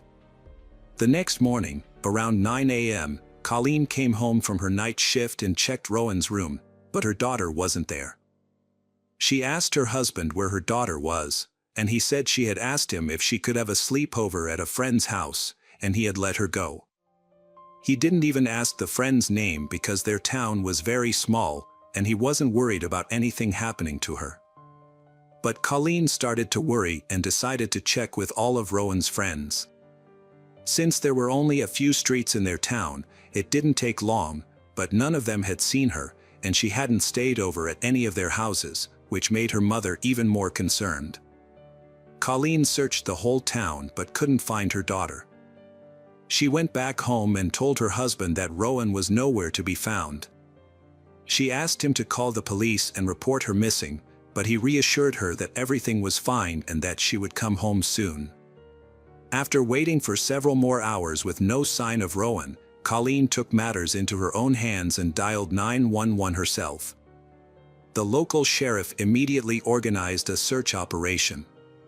He went to their house to speak with David, and as he was the last person to see Rowan before she disappeared, David said that on that evening, while he was working on the farm with his colleague Christopher, their mutual friend Nathan came by. They all decided to go to David's place to have some drinks and play pool. They stopped by the store, bought some alcohol, and went to David's house, where they spent several hours. Later in the night, Christopher asked Nathan to drive him home to the neighboring town, where his trailer was. They persuaded David to join them to continue the fun. Before leaving the house, he checked on Rowan in her room, seeing that she was asleep. David left with his friends, and they stopped by the store again to grab more alcohol and headed to Christopher's trailer, where they continued drinking for about an hour. After that, David decided to head home and asked Nathan to give him a ride. Nathan agreed but chose to take back roads instead of the main highway. By that time Nathan was quite drunk and didn't want to risk encountering the police. Nathan dropped David off and drove home. David went straight to bed. Soon after, he was awakened by Rowan, who asked if she could sleep over at a friend's house. Without much thought, he agreed and fell back asleep. Police approached this story with some skepticism. What puzzled them most was the fact that a 9-year-old girl decided to go to her friend's house in the middle of the night, and her stepfather let her go without even asking which friend she was talking about. The sheriff considered that David might be hiding something or directly involved in Rowan's disappearance, but he had no evidence to support this theory. Police searched the town and its surroundings until late at night. Local residents immediately joined the search, as they all knew Rowan's family and wanted to help. The population of Stella was only about 150 people, so news of her disappearance spread throughout the county. People were used to being able to let their children play outside without a worry, as nothing ever happened in such a quiet place. But now that Rowan vanished without a trace, and the police were unable to find her for a whole day, the residents of Stella were in a state of panic. The search for Rowan yielded no results on the first day. However, the investigation progressed on November 4th when the police spoke with Christopher in a neighboring town. He corroborated David's account, but revealed that David had not contacted him to inform him of Rowan's disappearance. Christopher stated he had not spoken with Rowan or her friends since that evening. Despite an expanded search with more volunteers, the police failed to find Rowan or any clues about her disappearance. The following day, the FBI joined the investigation while the local police continued searching the town and surrounding areas. As a result of growing skepticism towards David's account, detectives started focusing on a potential abduction. They spoke with all of Rowan's friends and verified that none of them had seen her on the night she went missing. As investigators questioned David, his account raised even more suspicions. David's details were inconsistent and contradictory. He altered the timeline of his whereabouts that night on multiple occasions. Additionally, David speculates that it is possible that Rowan left without his permission, which makes his story even more suspicious. During their investigation, FBI agents found out that David had borrowed his mother's car on the night of Rowan's disappearance, a detail he initially left out when questioned by the police. This new information led the authorities to seize both his mother's car and his own pickup truck for forensic examination.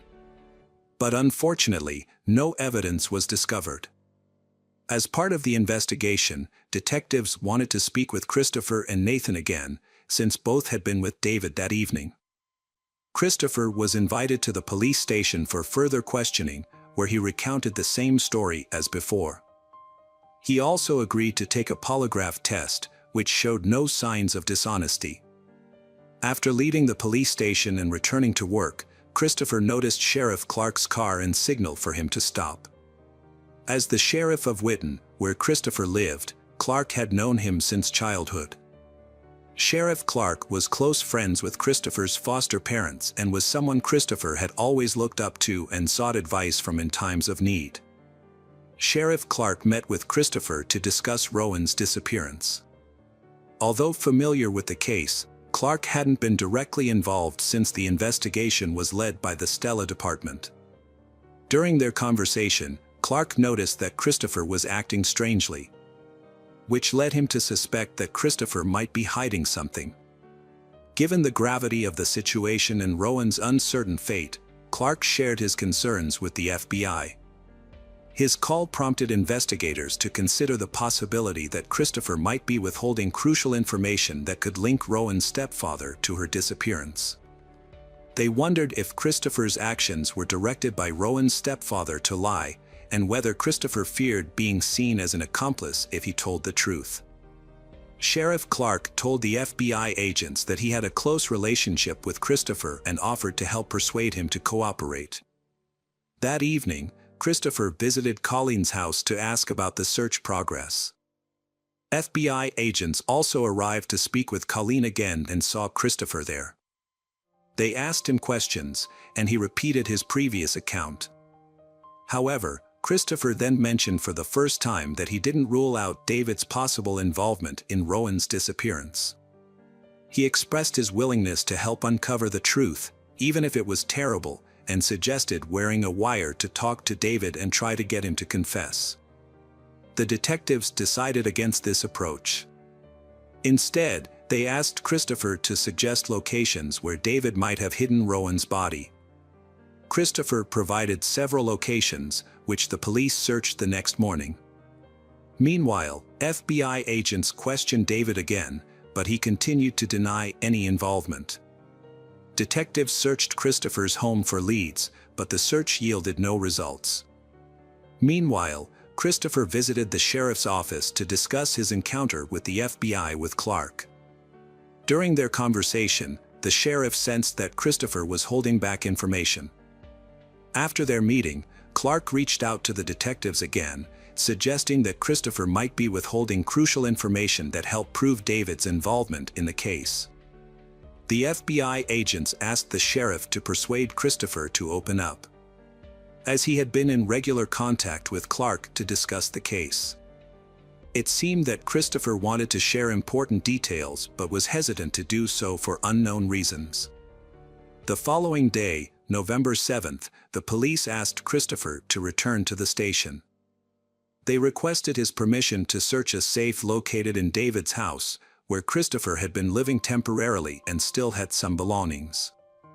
Christopher agreed to the search and also allowed the police to search his trailer and car.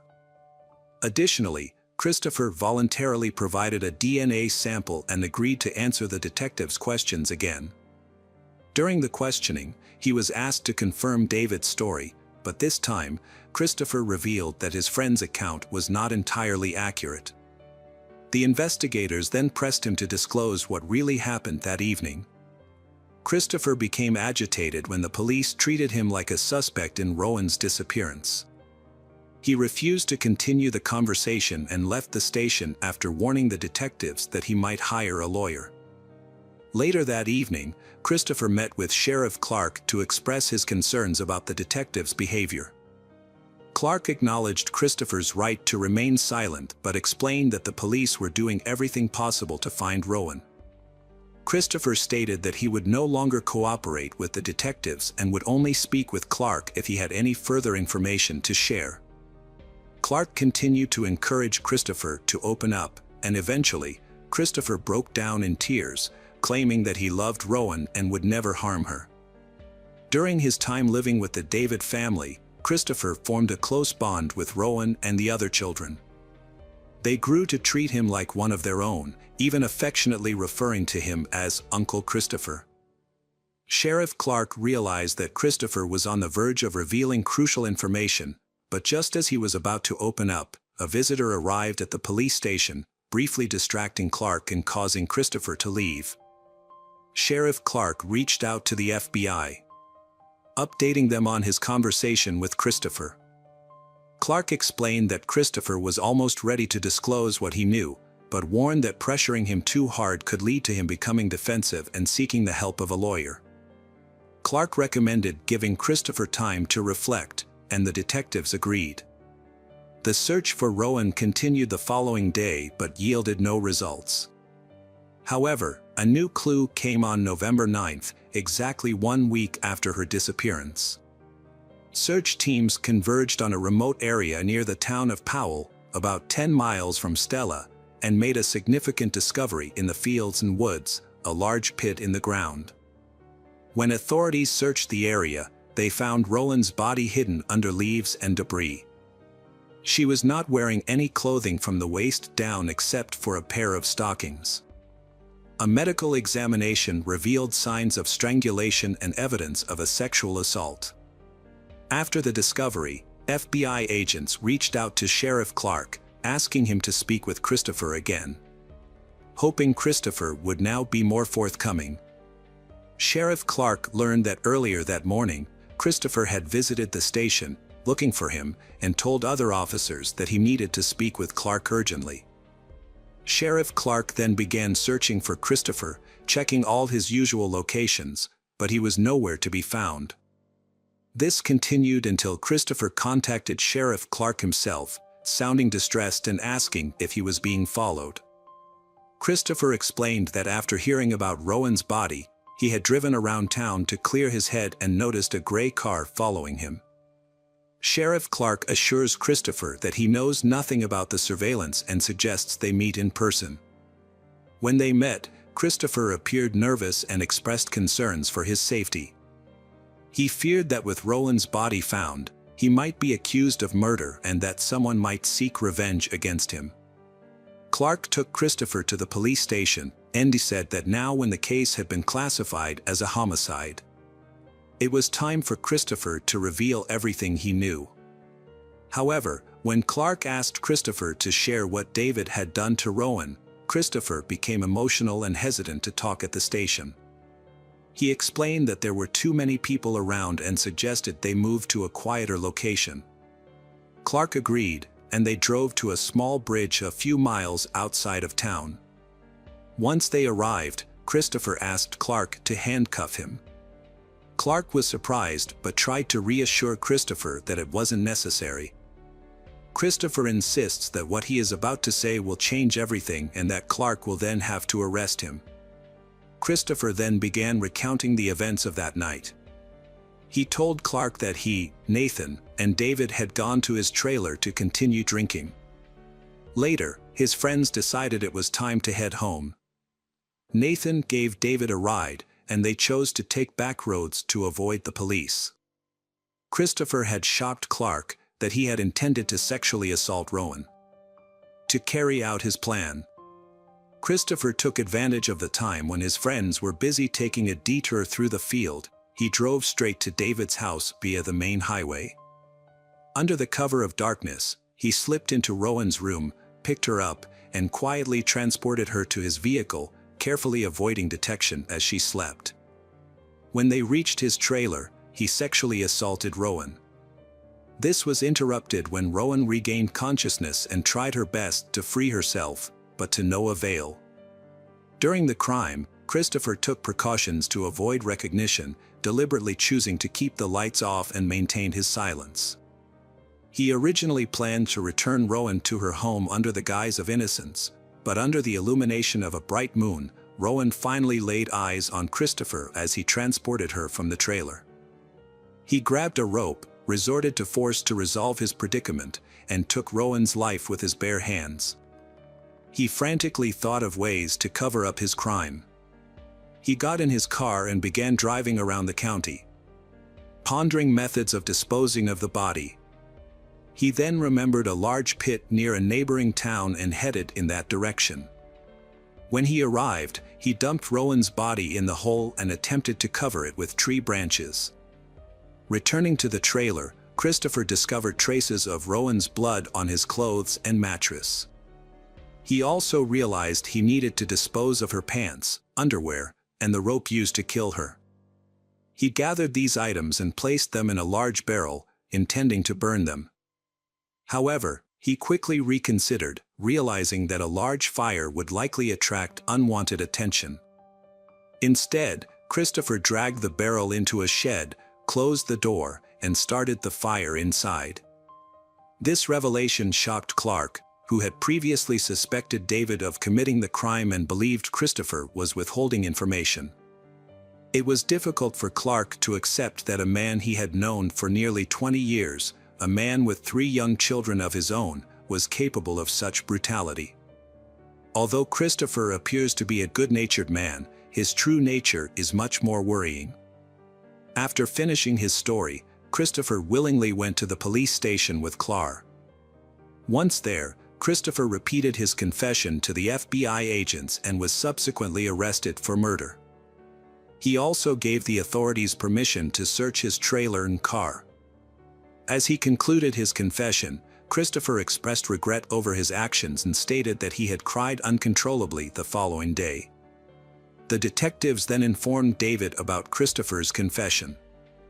Given David's suspicious behavior and inconsistent statements, they suspected he might be covering for his friend. However, during interrogation, David revealed a shocking new testimony. David claimed that when he found Rowan missing from her room, he suspected Christopher might have taken her. He took his mother's car and drove to Christopher's trailer. He found Rowan lying on the bed. Christopher leaned towards her. Instead of rescuing Rowan, David joined in and also sexually assaulted her. He then helped Christopher kill her and dispose of her body. David reported that during that traumatic incident, his brain went into shock, and he had no memory of the night for several days. The detectives, surprised by this new information, re-questioned Christopher to verify David's claim. However, Christopher maintained that David was not involved and that incident unfolded as he had initially described. The inconsistencies puzzled the detectives, but Christopher's account still matched incident that had occurred. Medical examination revealed that the victim was strangled with a thin rope, a detail that only the killer would be aware of. A search of the trailer led to the discovery of a barrel containing ashes, and hair similar to Rowan's was found in Christopher's car. Although investigators were still uncertain about the truthfulness of each man's account, both David and Christopher made incriminating statements. As a result, David was also arrested, and the case was sent to court for further proceedings. During the trial, Christopher requested that his statements be excluded from the case, arguing that he was not aware they could be used against him and that the police had violated his rights. However, the judge rejected this request, as all of Christopher's conversations with investigators were voluntary. Christopher also attempted to present mitigating circumstances, citing his difficult childhood as a factor. He had been shuffled between biological and foster parents from a young age, which had a significant impact on him. Despite these efforts, Christopher was unable to avoid punishment. In 2012, 5 years after the murder, Christopher was sentenced to death. He appealed the sentence, but was unsuccessful. In contrast, David's situation was more complex. Although he admitted to assaulting and killing Rowan, his account conflicted with Christopher's statements, creating a significant problem. If the prosecution had charged David with murder, it could have potentially led to Christopher's conviction being overturned, allowing David to avoid accountability as well. However, due to the lack of concrete evidence, such as DNA, in fact, they were still uncertain about David's involvement. Although it was possible that David might have collaborated with Christopher in committing the crime, there was no supporting evidence for this theory. To minimize the risk of overturning Christopher's sentence, the prosecution made the difficult decision to reduce David's charges. As a result, David pleaded guilty to 2 lesser charges: child endangerment and obstruction of justice. David received an 11 years prison sentence, with a minimum of 5 years to be served. This outcome sparked widespread outrage, as many felt that if David was indeed involved in the murder, his punishment was disproportionately lenient. Unfortunately, this sentence is now final, and it is unlikely that David will face retrial for this case. Christopher remains in prison awaiting execution, but it's uncertain whether the death penalty will be carried out due to the often lengthy time between sentencing and execution, which can span decades, meaning he might spend the rest of his life in prison instead. Hi there, investigators.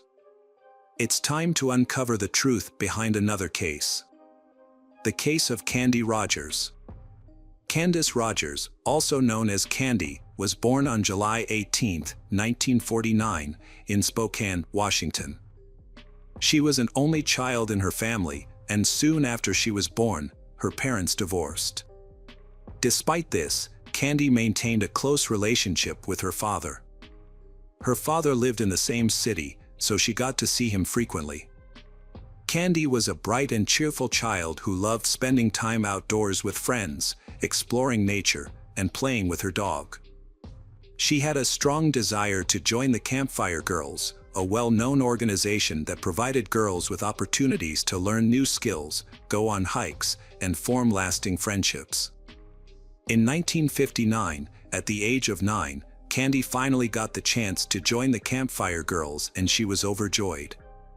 As a member of Campfire Girls, one of her responsibilities was to sell mints door-to-door in her neighborhood. The organization provided her with boxes of sweets to sell. On Friday, March 6th, Candy planned to sell mints after school. After returning home, having dinner, and playing with her dog, she packed 8 boxes of mints and set out around 4 p.m. Candy had a plan to go door-to-door in her neighborhood, offering sweets to her neighbors. To avoid duplicating efforts, she and the other girls in the area had assigned specific streets to visit. However, when Candy failed to return home by 6 p.m. as expected, her mom started to worry. As night began to fall, her mom and grandfather set out to search for her, scouring the neighborhood streets but finding no sign of Candy.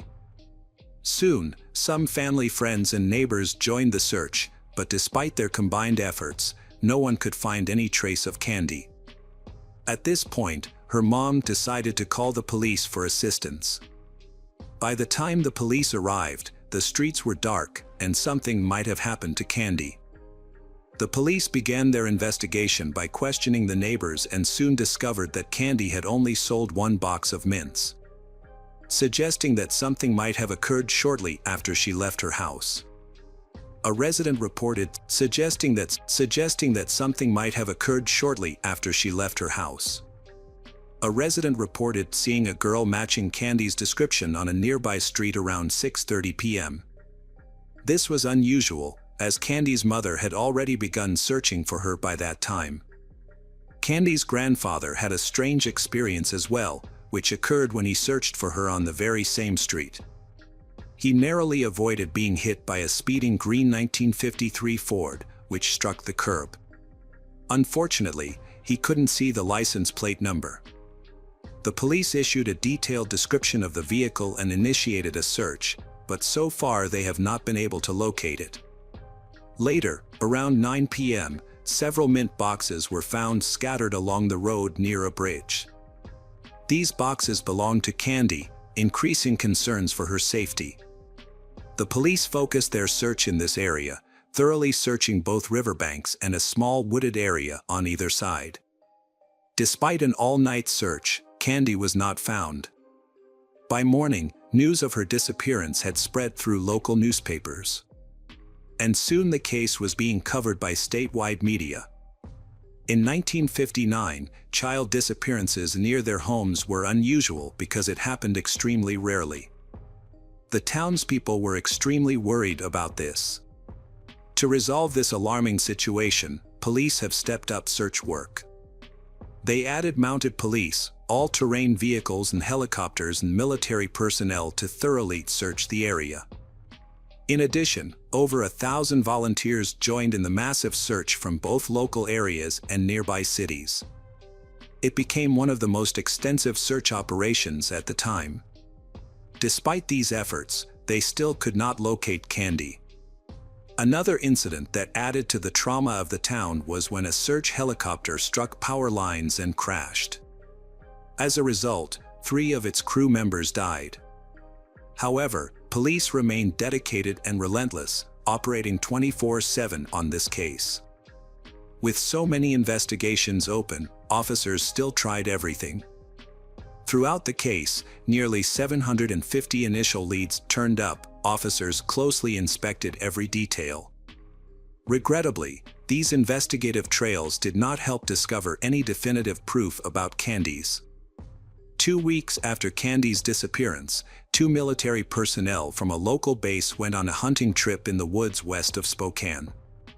They stumbled upon children's shoes on the ground, which immediately reminded them of Candy's case.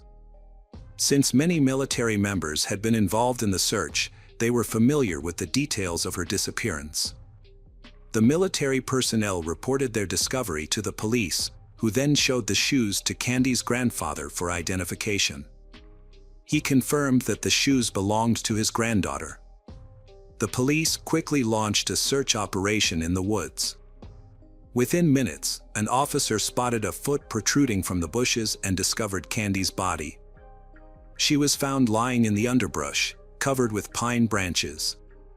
A medical examination revealed the cause of death was strangulation, also found marks on Candy's hands and feet, indicating that she had been bound. Although no ropes were found near the body. Furthermore, the medical experts concluded that Candy had been sexually abused. During the investigation, the police found a green car seat cover near the crime scene. Additionally, a small purple stain was discovered on Candy's clothing, which smelled like grape-flavored chewing gum. However, the police were unable to establish any connection between the stain and the crime. The police searched for any possible clues to find the killer. They examined incoming tips and investigated hundreds of individuals, including neighbors, suspicious characters, and previously convicted criminals. Their attention eventually turned to a 50-year-old man named Alfred Braves. Alfred became a suspect due to unusual circumstances. He took his own life on the same day Candy's body was discovered, in his car, near where the mint boxes were found.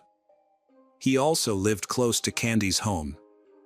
When police found Alfred's body, they discovered a rope and woman's hair pins in his car.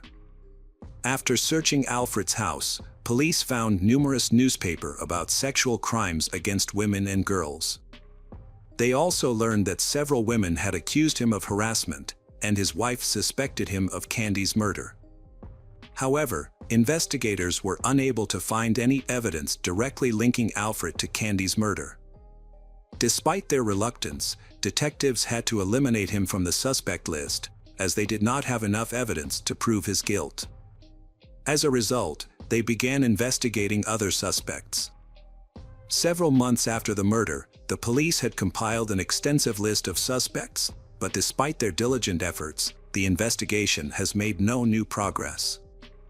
Later, the investigators turned their attention to a new suspect, a serial killer named Hugh Morse.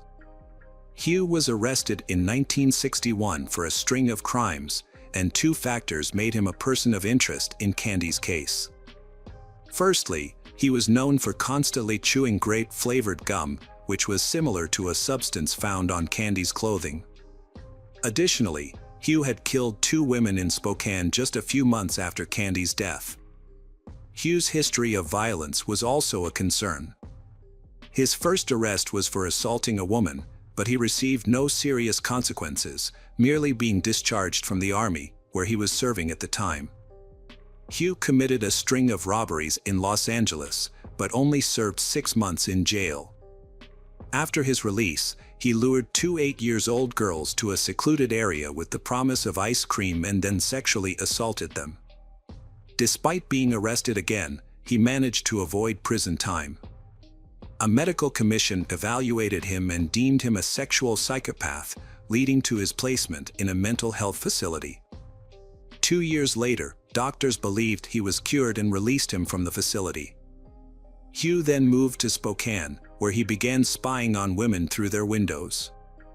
In November 1959, Hugh broke into the home of a 28-year-old woman, assaulted her, and ultimately killed her. 10 months later, he entered the residence of a 69-year-old woman and repeated the same violent actions. A month after that, he attacked another woman, stabbing her multiple times, but she survived the assault. Hugh continued to travel from city to city, committing numerous crimes, including attacking women and girls with a knife, sexually assaulting them, and killing 2 more victims. His crimes eventually caught the attention of the FBI, and he was added to the list of the country's 10 most wanted criminals. He was eventually captured and sentenced to multiple life terms in prison. While serving his sentence, Hugh attempted to take his own life, but was saved by the prison guards and continued to serve out his sentence. Detectives investigating Candy's case visited him in prison multiple times, but he consistently denied any involvement in the crime. A polygraph test was also administered, which suggested he was telling the truth. However, lie detector test results are not considered reliable because their accuracy is only relative. Despite the lack of evidence, but investigators initially considered Hugh a primary suspect. Due to his background and the fact that he lived in Spokane at the time of the murder. However, he continued to deny any involvement and police were unable to find any evidence to prove his involvement in the crime. The investigation then shifted focus to another suspect, 49 years old Howard Barnett. He was arrested in February 1960 on suspicion of molesting a minor girl. Before taking his own life in his cell at the Spokane police station, Barnett wrote a cryptic message in his own blood on the wall, stating, "I have a sin before the Lord." Detectives then began investigating Barnett's potential involvement in the crime, but they were once again unable to find any evidence of his guilt. Howard remained a primary suspect in the case due to his proximity to Candy's residence. Despite years of investigation, police continued to follow new leads and examine other potential suspects. A woman eventually came forward claiming to have seen a green car following Candy on the day she disappeared. Police refocused on locating the vehicle, but this lead ultimately yielded no results. It was notable that the woman waited many years to share this information. The case was reopened at various times, but each time investigators reached a dead end. Throughout the investigation, police not only had to pursue new leads but also had to verify the validity of confessions. 13 people gave false confessions to the crime. However, none of them were able to provide specific details that only the actual killer would have known. Instead, they often repeated details previously reported in the media. High-profile cases often exhibit unexpected and surprising behaviors, such as false confessions. In the case of Candy's murder, numerous detectives worked on the case over time, but none were able to solve it. This crime stood out as one of the most prominent and mysterious in the city and state. Before the murder, parents felt safe letting their children play outside, but the case led many to reconsider their views on safety. Years later, in the early 2000s, the case was reopened, and a new detective decided to use modern technologies to re-examine the evidence. Fortunately, the police had carefully collected and preserved the evidence in 1959, including a sample of male semen on Candy's clothing. Despite being stored for decades, experts were able to re-examine the sample, although it extremely challenging due to its age. After a lengthy investigation, experts finally extracted a DNA profile from the evidence and uploaded it to the FBI database. However, a search of the database yielded no matches. Further cross-examination of the profile with numerous suspect samples also proved unsuccessful. For many years, suspicion fell on Hugh Morse, but forensic evidence revealed no link between him and the crime. This lack of progress brought the investigation to a halt once again. Although the police had the killer's DNA, they struggled to identify the perpetrator. In 2021, a new detective reopened the case and decided to employ a new approach: genetic genealogy. This innovative method had already solved numerous cold cases and offered hope for finally resolving the standing mystery surrounding Candy's murder. The detective reached out to multiple labs that specialized in this type of analysis but was met with disappointment once again. To use this method, experts needed the original DNA sample, which was a challenge. Several labs attempted to work with the semen sample, but each concluded that it had degraded too much, making it impossible to extract the necessary information.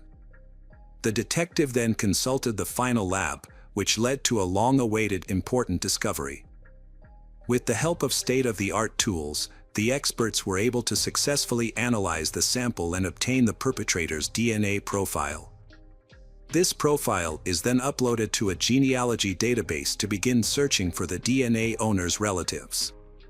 After a thorough investigation involving thousands of individuals, researchers pinpointed one family as the likely source of the DNA sample.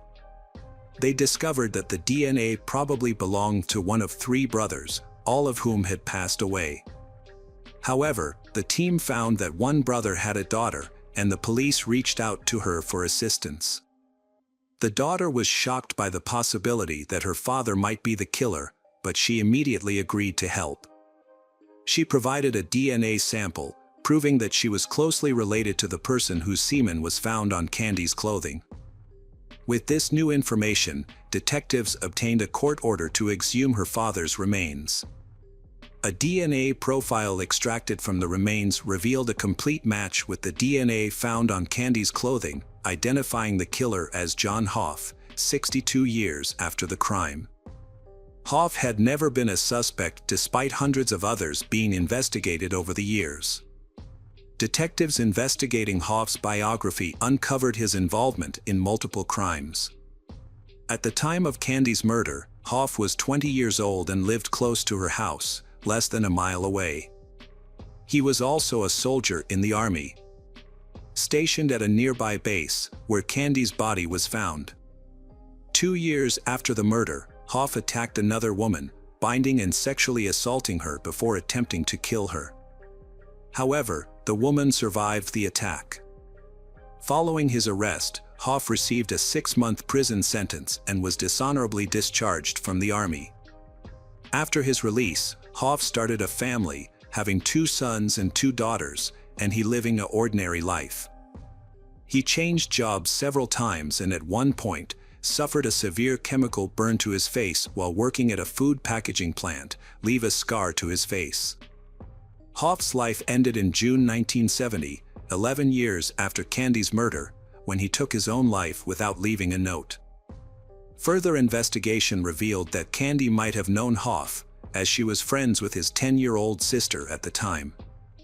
Years later, Hoff's sister told detectives that she had cried in Hoff's arms after Candy's murder, unaware that he was the one responsible for Candy's death.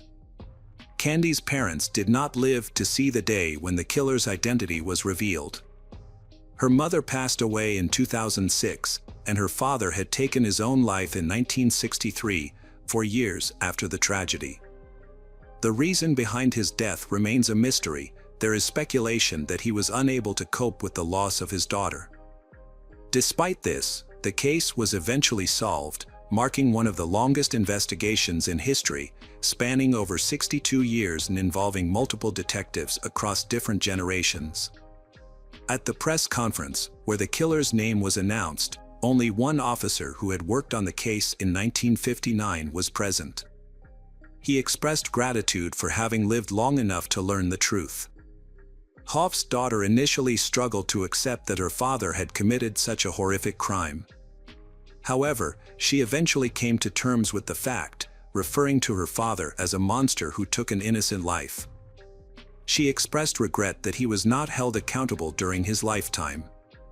A chilling coincidence is that Hoff took his own life when his daughter was 9 years old, the same age as Candy was when she was killed. Welcome back, mystery lovers.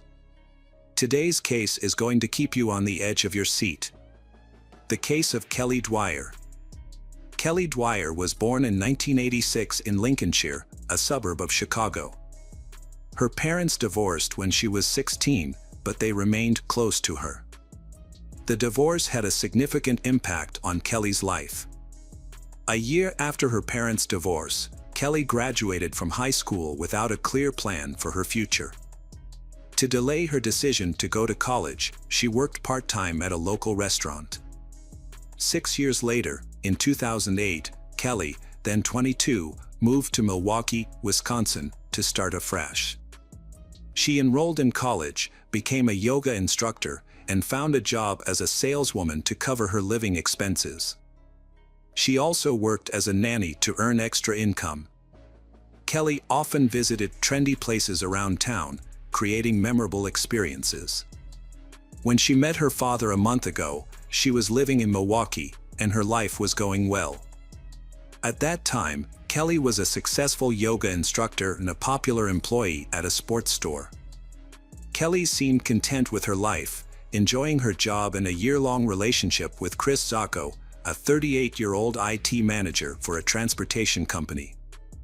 Chris had graduated from Boston University in 2009 with a degree in international business and had moved from New York City to Milwaukee for work. He was a hardworking, decent man from a good family who shared Kelly's interests in sports and entertainment. Kelly and Chris seemed to get along well. Chris had built a successful career, owned a luxury apartment, an expensive car, and a large fortune that he had earned himself. Kelly's father approved of him, seeing him as a great match for his daughter. On October 12, 2013, Kelly was nowhere to be seen at work. She was well liked for her punctuality and work ethic, so this struck everyone as odd. Her colleagues tried to contact her, but her cell phone was silent. She was also inactive on social media. Kelly had never left her phone behind before. She simply disappeared, and her loved ones contacted the police to file a missing persons report. However, during the investigation into Kelly's disappearance, detectives found no evidence of enemies or individuals who might want to harm her. All of her belongings were still at home, so police ruled out the possibility that she left voluntarily. What was concerning was that her bank account, phone, and other accounts had no activity. Police suspected that Kelly was in trouble.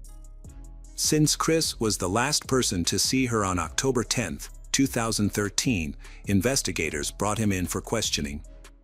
Chris stated that he and Kelly spent time at his apartment in Lafayette Towers, then went to a nearby bar, socialized, and drank. They returned to his apartment around 2:30 a.m., had a good time, and went to bed. At 9 a.m., Kelly left Chris's apartment, and they never saw each other again. Chris insisted that Kelly was not his girlfriend, saying they had an open relationship. He also revealed that he was in love with someone else and had plans for a future with her.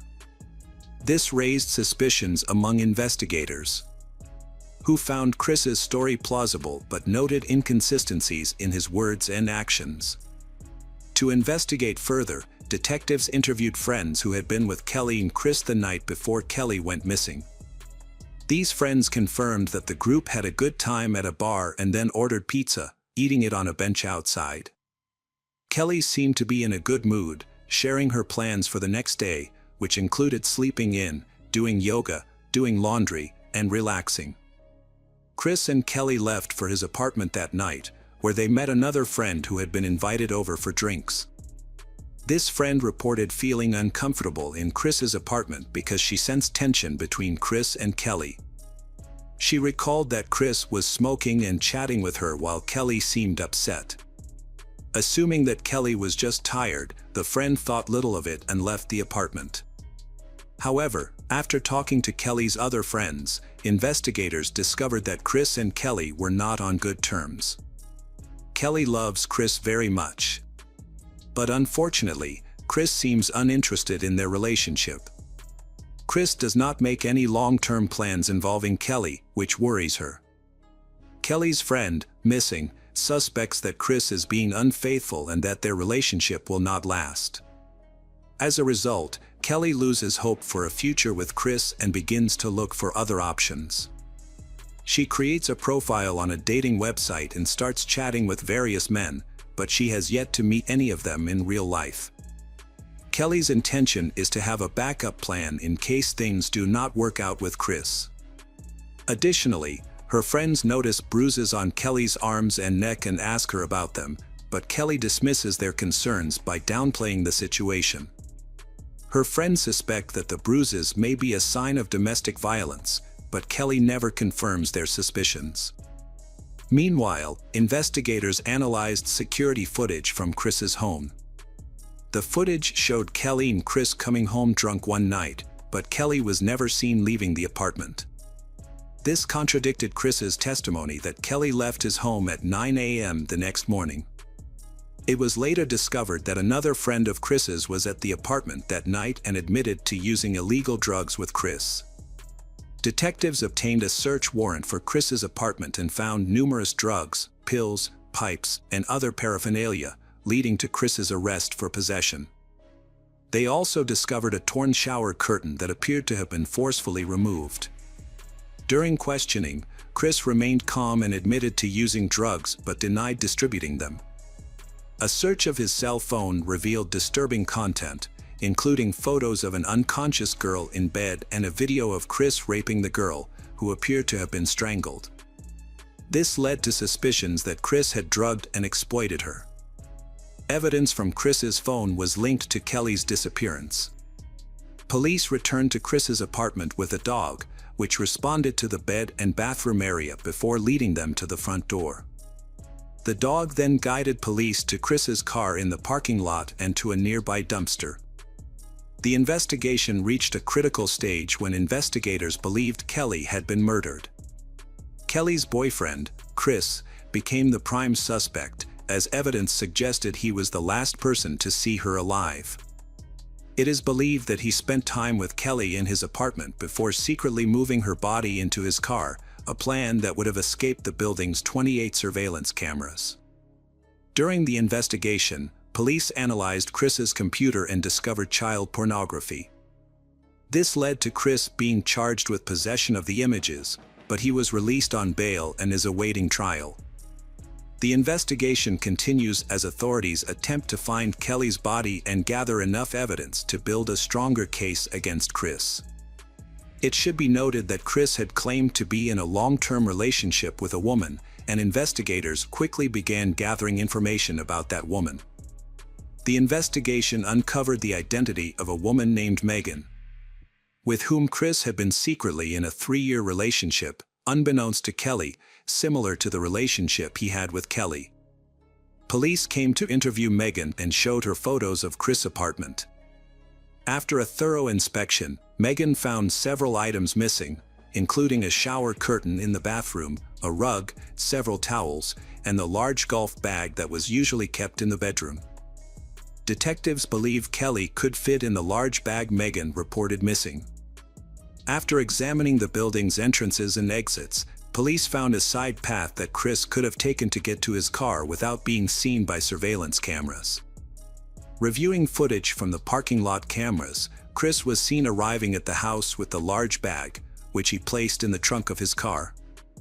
At 10:06 a.m. on October 11th, Chris left the house in his car. Just 2 minutes later, at 10:08 a.m., Kelly's phone lost connection at the same location. Over the next 8 hours, footage captured Chris making multiple trips between his home and his car, loading up on belongings, before leaving for good at 6:16 p.m. Chris did not return home until the next day. When investigators asked him what he had been doing the previous day, he said he was moving his summer sports gear to his mother's house. However, no one found this explanation credible. Chris was supposed to meet Megan at 7:30 that evening, but he arrived more than an hour late.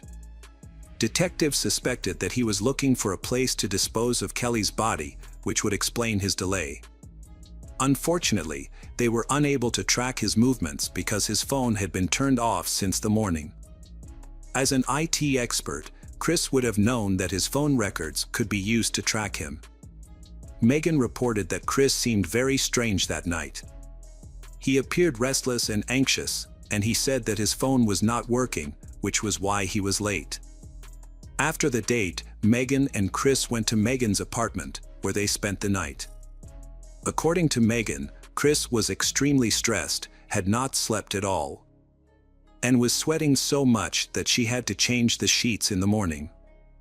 Investigators believe that Chris was worried because he still had Kelly's body in the trunk of his car and was afraid of being discovered. He was trying to find a place to hide her body. On the morning of October 12th, Chris said goodbye to Megan and left after trying to convince her to temporarily move to Denver, but she refused. Police tracked Chris's location history using his car's GPS, which led them to a cheese shop called Cheese House, 80 miles from Milwaukee. However, it seemed unlikely that Chris would have driven that far just to buy cheese. Chris claimed that he had bought cheese for his parents, presenting a receipt for the cheese at 9:55 a.m. on October 12, which his parents confirmed. However, the police found it difficult to believe Chris's story, as the same cheese could easily be purchased at a nearby supermarket. They suspected that Chris might have dumped Kelly's body in the area around the cheese store. Further investigation revealed that on his way back, Chris stopped at a sports store and bought new sneakers that afternoon. Detectives suspected that Chris had deliberately discarded his old shoes, possibly to avoid leaving blood or footprints that could be linked to the crime scene.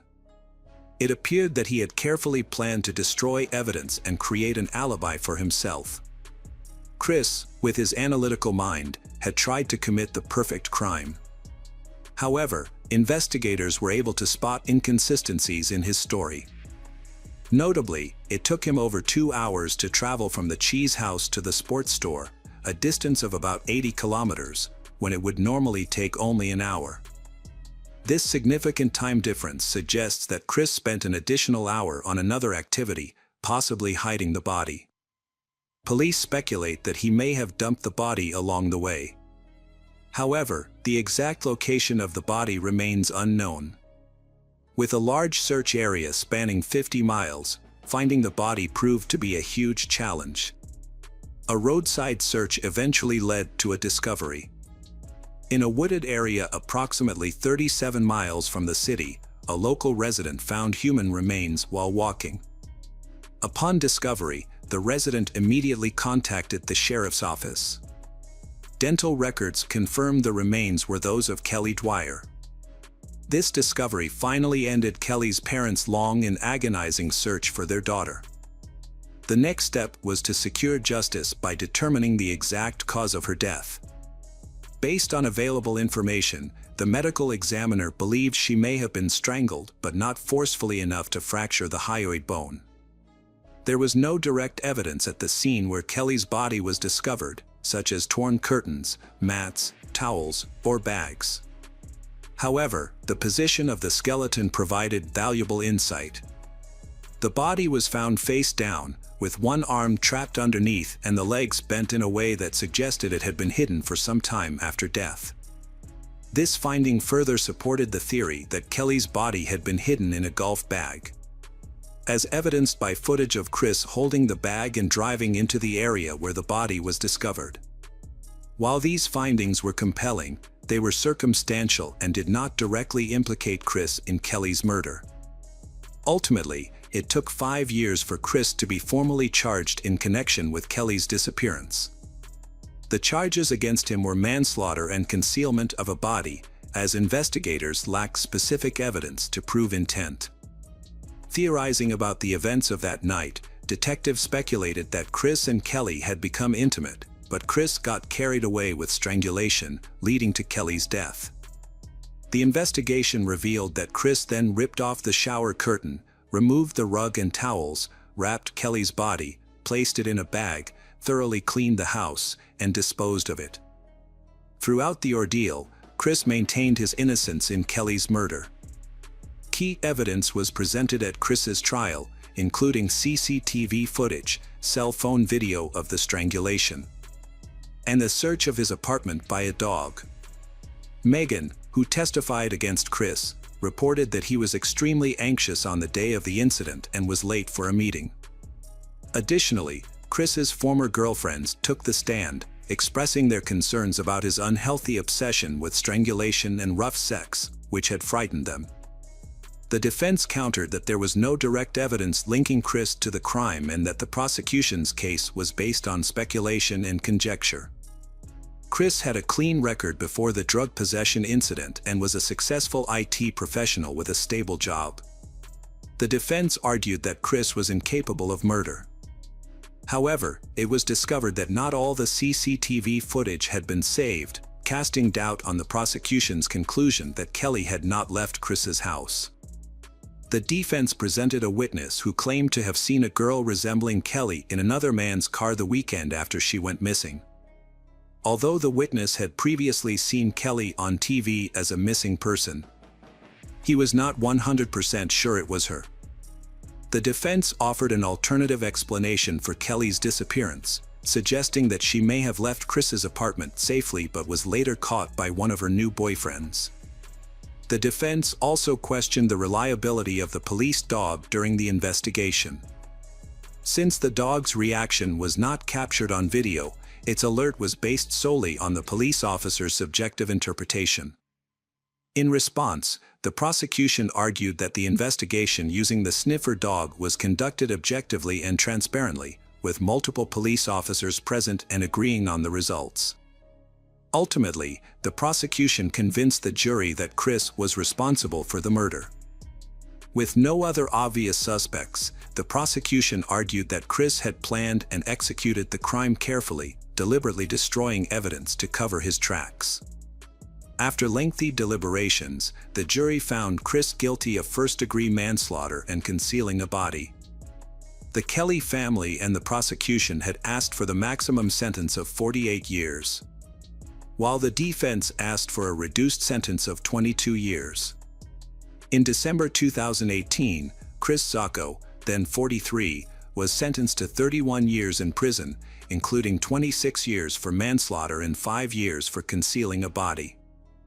In addition, Chris Sacco was sentenced to 19 years for possession of child pornography and possession of narcotics, based on the outcome of his November 2014 trial. Chris Sacco is currently serving his sentence at the Green Bay Correctional Facility in Wisconsin. He will be eligible for parole in 2065, when he turns 93, essentially making his sentence a life sentence. Chris Sacco was unhappy with the sentence and attempted to appeal, but his appeal was rejected. Hello again, true crime fans. We've got another mysterious case to explore. The case of Eurydice Dixon. Eurydice Dixon was born on November 10, 1995 in Melbourne, Australia. Her family consists of her parents and younger sister. When Eurydice was 7 years old, her mother died of substance abuse, leaving her father to care for her 2 young daughters. Eurydice's father worked hard to provide for the 2 sisters, and they lived in a small apartment. Eurydice is a quiet and polite person. Eurydice has a deep passion for the arts, especially drama. She pursued her passion at Deakin University, studying drama and actively participating in the theater troupe. Eurydice is a multi-talented person, not only a comedian, but also a writer who creates her own performances. In 2018, when Eurydice was only 22 years old, she stepped on stage at the Melbourne International Comedy Festival. Her stand-up routine, "At Home, I Feel Like a Tourist," was a huge hit, much to the delight of the audience. Eurydice was known to her friends as quiet and introverted, but also extremely intelligent for her age. Both her friends and the audience agreed that she had a natural talent for comedy. To hone her skills, Eurydice performed for free at local bars, using these opportunities to gain experience, gain fans. On Tuesday, June 12, 2018, Eurydice performed at a local bar just 3 miles from her home. That night, as usual, she humorously addressed gender equality and her concerns through her performance. After the performance, Eurydice met her boyfriend, Tony Magnuson, who was sitting in the audience. They spent time together at the bar, drank a can of soda together, and stopped at a nearby supermarket to buy groceries. At around 10:40 p.m., Tony got on the tram to go home. Eurydice walked home alone, blowing Tony a kiss and waving goodbye. Eurydice's walk home was about 3 miles long, taking her through streets, a park, and 3 soccer fields. It usually took her about an hour to get home. And Eurydice, having walked this route at night many times before, she felt safe because the streets were well lit. However, as Eurydice entered Princess Park, darkness enveloped her. To shorten the distance, she put on shoes and socks and walked barefoot on the grass. She crossed the park and the soccer field, just a short distance from her house. At 12:02 a.m., Eurydice texted her boyfriend Tony on Facebook, "I'm almost home. Where are you?" At approximately 2:50 a.m. on June 13th, a passerby found Eurydice unconscious on the soccer field at Princess Park. Although the passerby attempted CPR after calling an ambulance and the police, it was unfortunately too late. Eurydice had been strangled and had passed away. Fortunately, the area around Princess Park had several surveillance cameras that had recorded Eurydice walking alone through the park earlier. In the video, a young man can be seen about 100 feet away from her. He has blonde hair, a scraggly beard, and appears overweight, short, and stocky. To aid in the investigation, the police released the surveillance footage to local television stations and asked the public to help identify the suspect. That evening, James Todd, 19, contacted the police after his friends reported seeing his face on the news in connection with the death of Eurydice Dixon. James strongly denied any involvement in the incident and insisted that the person in the surveillance video was not him. The police asked James to come to the police station for questioning.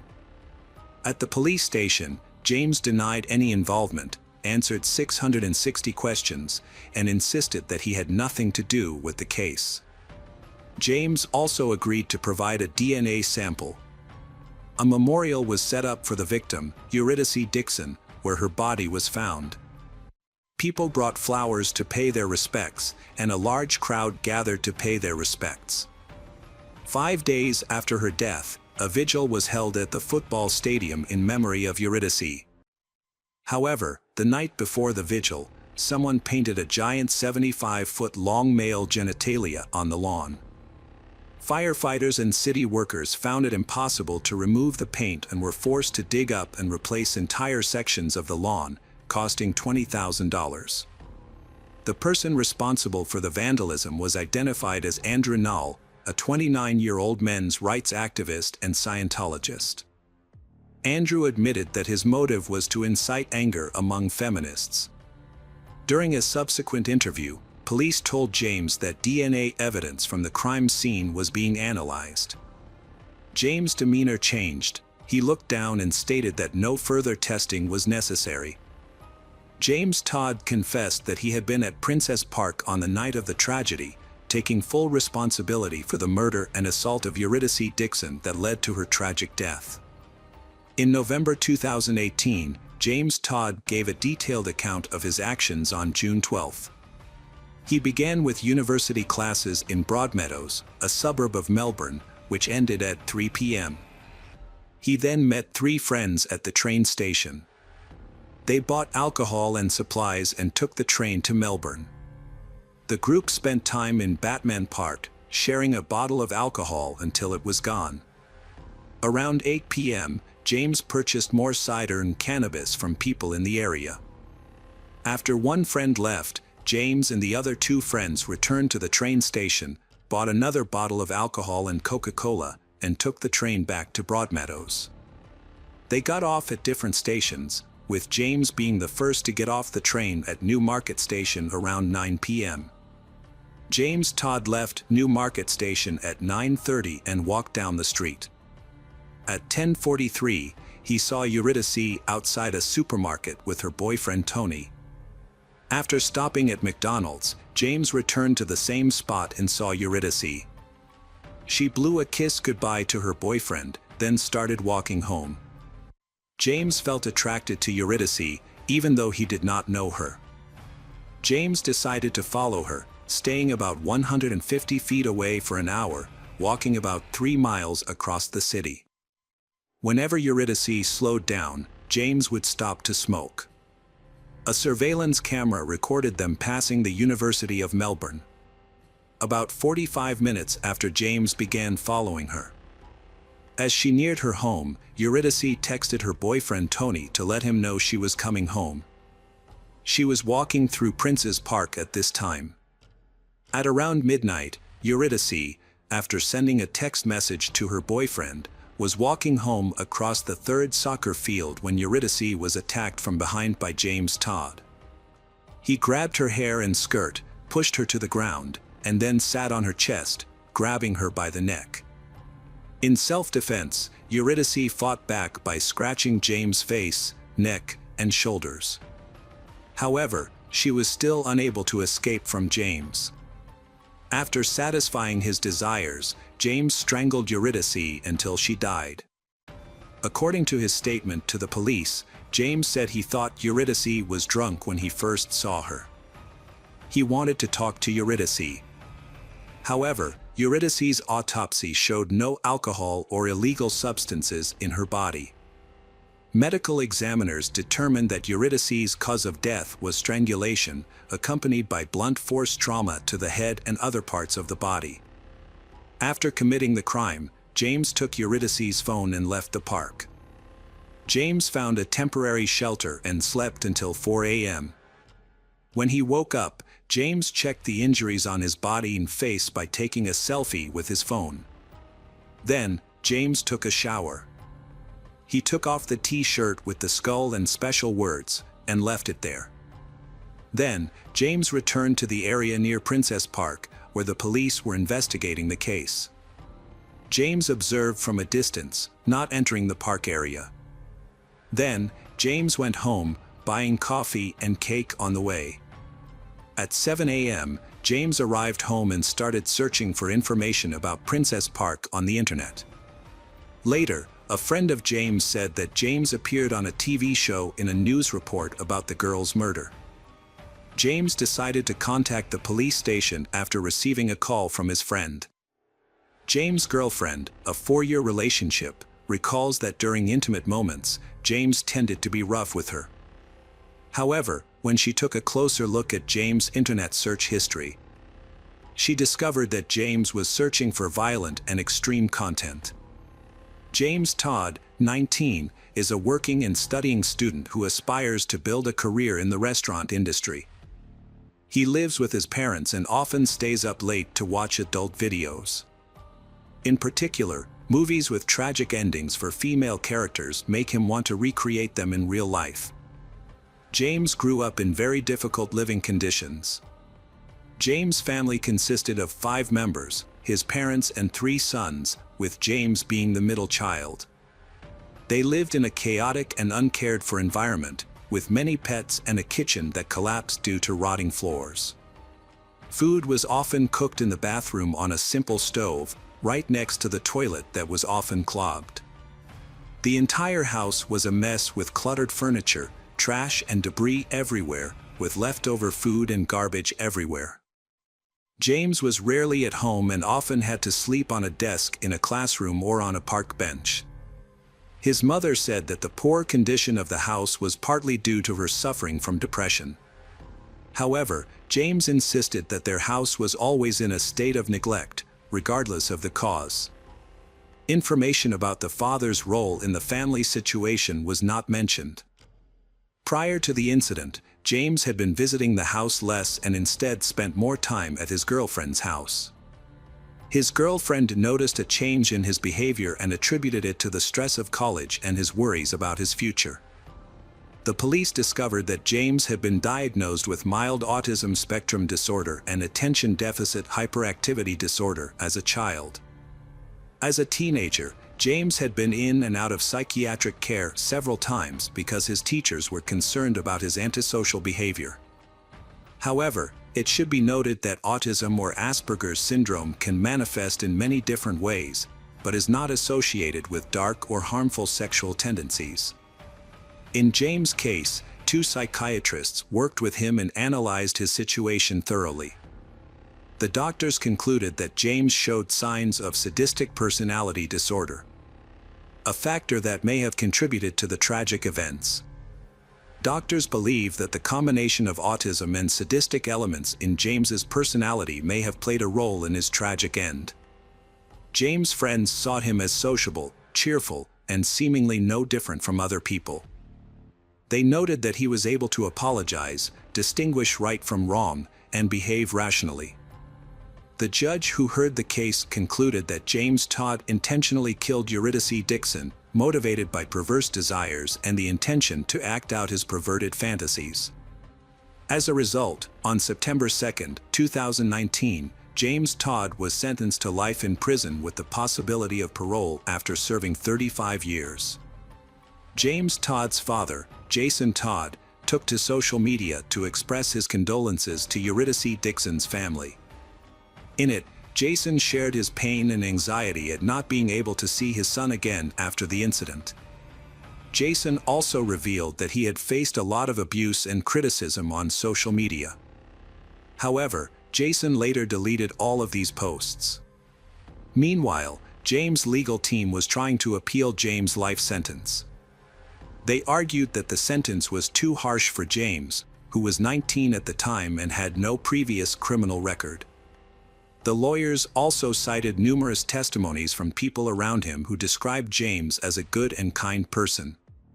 The lawyers also pointed out that James fully admitted his guilt and expressed remorse. They also pointed out that James was autistic and had lived in poor conditions before the crime. However, the appeal was ultimately rejected. Police investigating the case say James is now living in significantly better conditions than his previous home. James still feels remorse for his actions. James' time in prison was harder than other prisoners. Psychiatrists say James would pose a serious threat to women if released.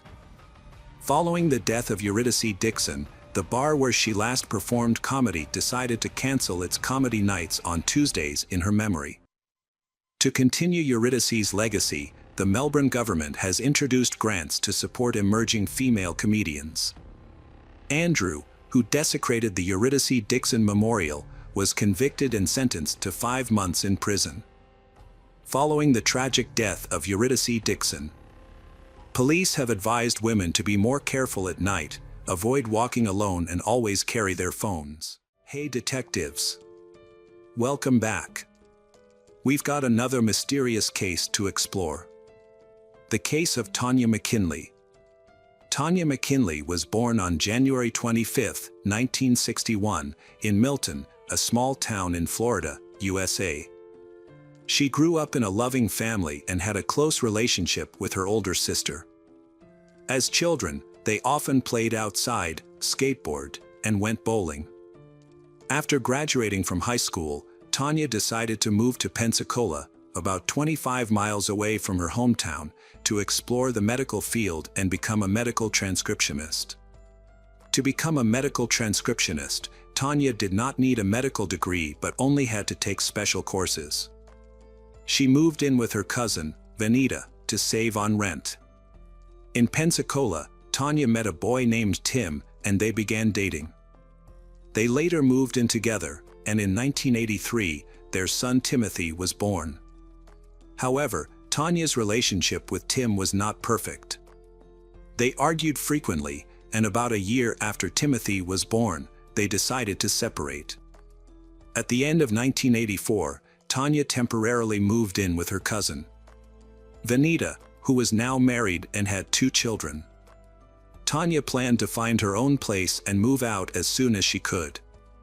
One day, Tanya, her sister, and Vanita's husband decided to go to a local bar to celebrate New Year's Eve. Vanita and Tanya dropped their children off at daycare and decided to enjoy the night. At the bar, they had a night full of laughter and music. As the clock struck midnight, they welcomed the new year, 1985. Vanita and her husband were about to go home, but the daycare they had left their children at closed at 1 a.m., so they needed to pick them up in an hour. However, Tanya wanted to stay at the bar a little longer because, for the past 2 years, she had been focused on work and taking care of her children. Tanya asked Vanita if she could pick up her son from daycare, and Vanita agreed since they lived together and needed to pick up her son anyway. Before Vanita and her husband left the bar, Vanita asked Tanya how she would get home since they had gone to the bar together by car. Tanya told Vanita not to worry and assured her that she would find a way home since she had many acquaintances at the bar. On the morning of January 1st, Vanita woke up and was surprised to find that Tanya had not returned. Normally, Tanya would have been home by then, so this delay was unusual. At first, Vanita was not too worried, thinking that Tanya might have stayed at a friend's house.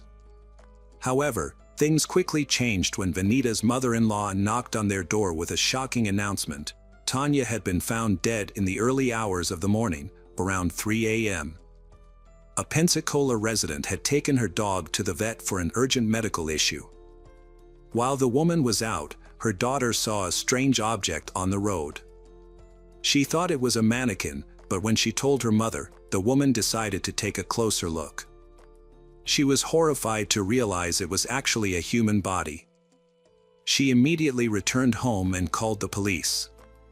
Police arrived at the crime scene and found the body of a 23-year-old woman named Tanya McKinley lying in a vacant lot near the road. When they arrived, they found her pantyhose pulled down, her skirt pulled up, and her shoes missing. Police also found a blue scarf with a red stain that looked like blood next to the victim.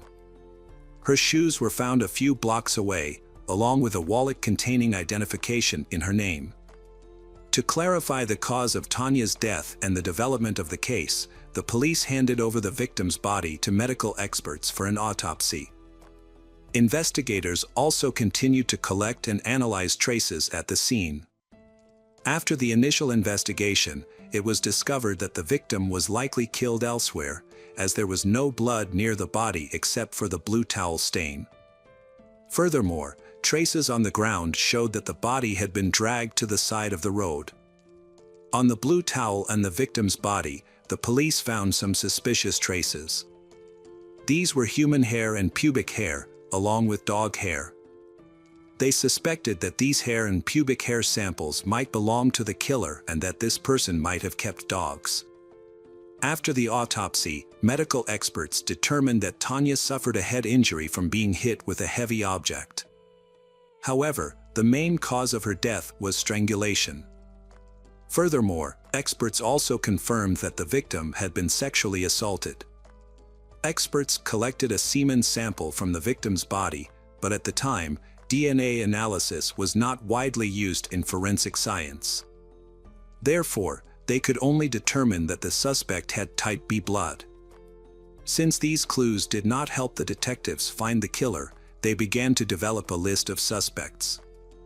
The first suspect they focused on was Tim, the victim's ex-boyfriend.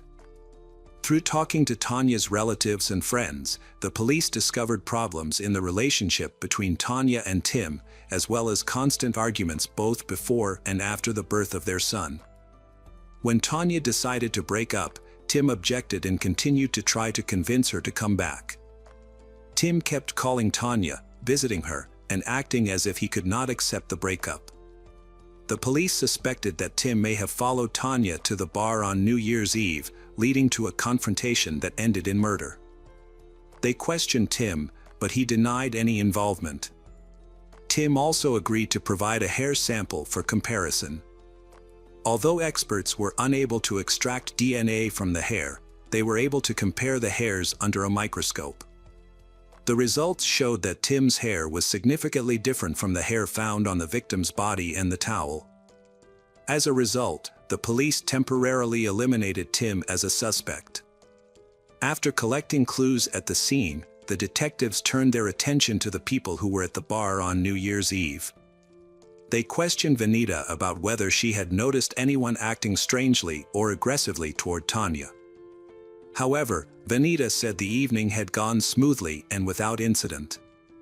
Investigators also learned that Tanya had briefly dated a man named Kurt, who worked as a bartender at the same bar. So they interviewed Kurt, who denied any involvement in the murder. Kurt claimed that after finishing his shift, he attended a New Year's Eve party with friends. However, after questioning Kurt's friends, investigators discovered something interesting. Kurt's friends confirmed that he was at the party, but not immediately after finishing his shift at the bar. Based on this testimony, police believed that Kurt had enough time to theoretically commit the murder. Through interviews with many people who were at the bar, detectives determined that Tanya was last seen alive at 1:15 a.m., but no one witnessed her leaving the bar. Investigators also interviewed residents in the area near where the body was found. One family said they drove by around 2 a.m. and they were certain that no body was visible at that time. Investigators determined that Tanya was killed within an hour and a half of her last known sighting. During this time, Kurt had no solid alibi.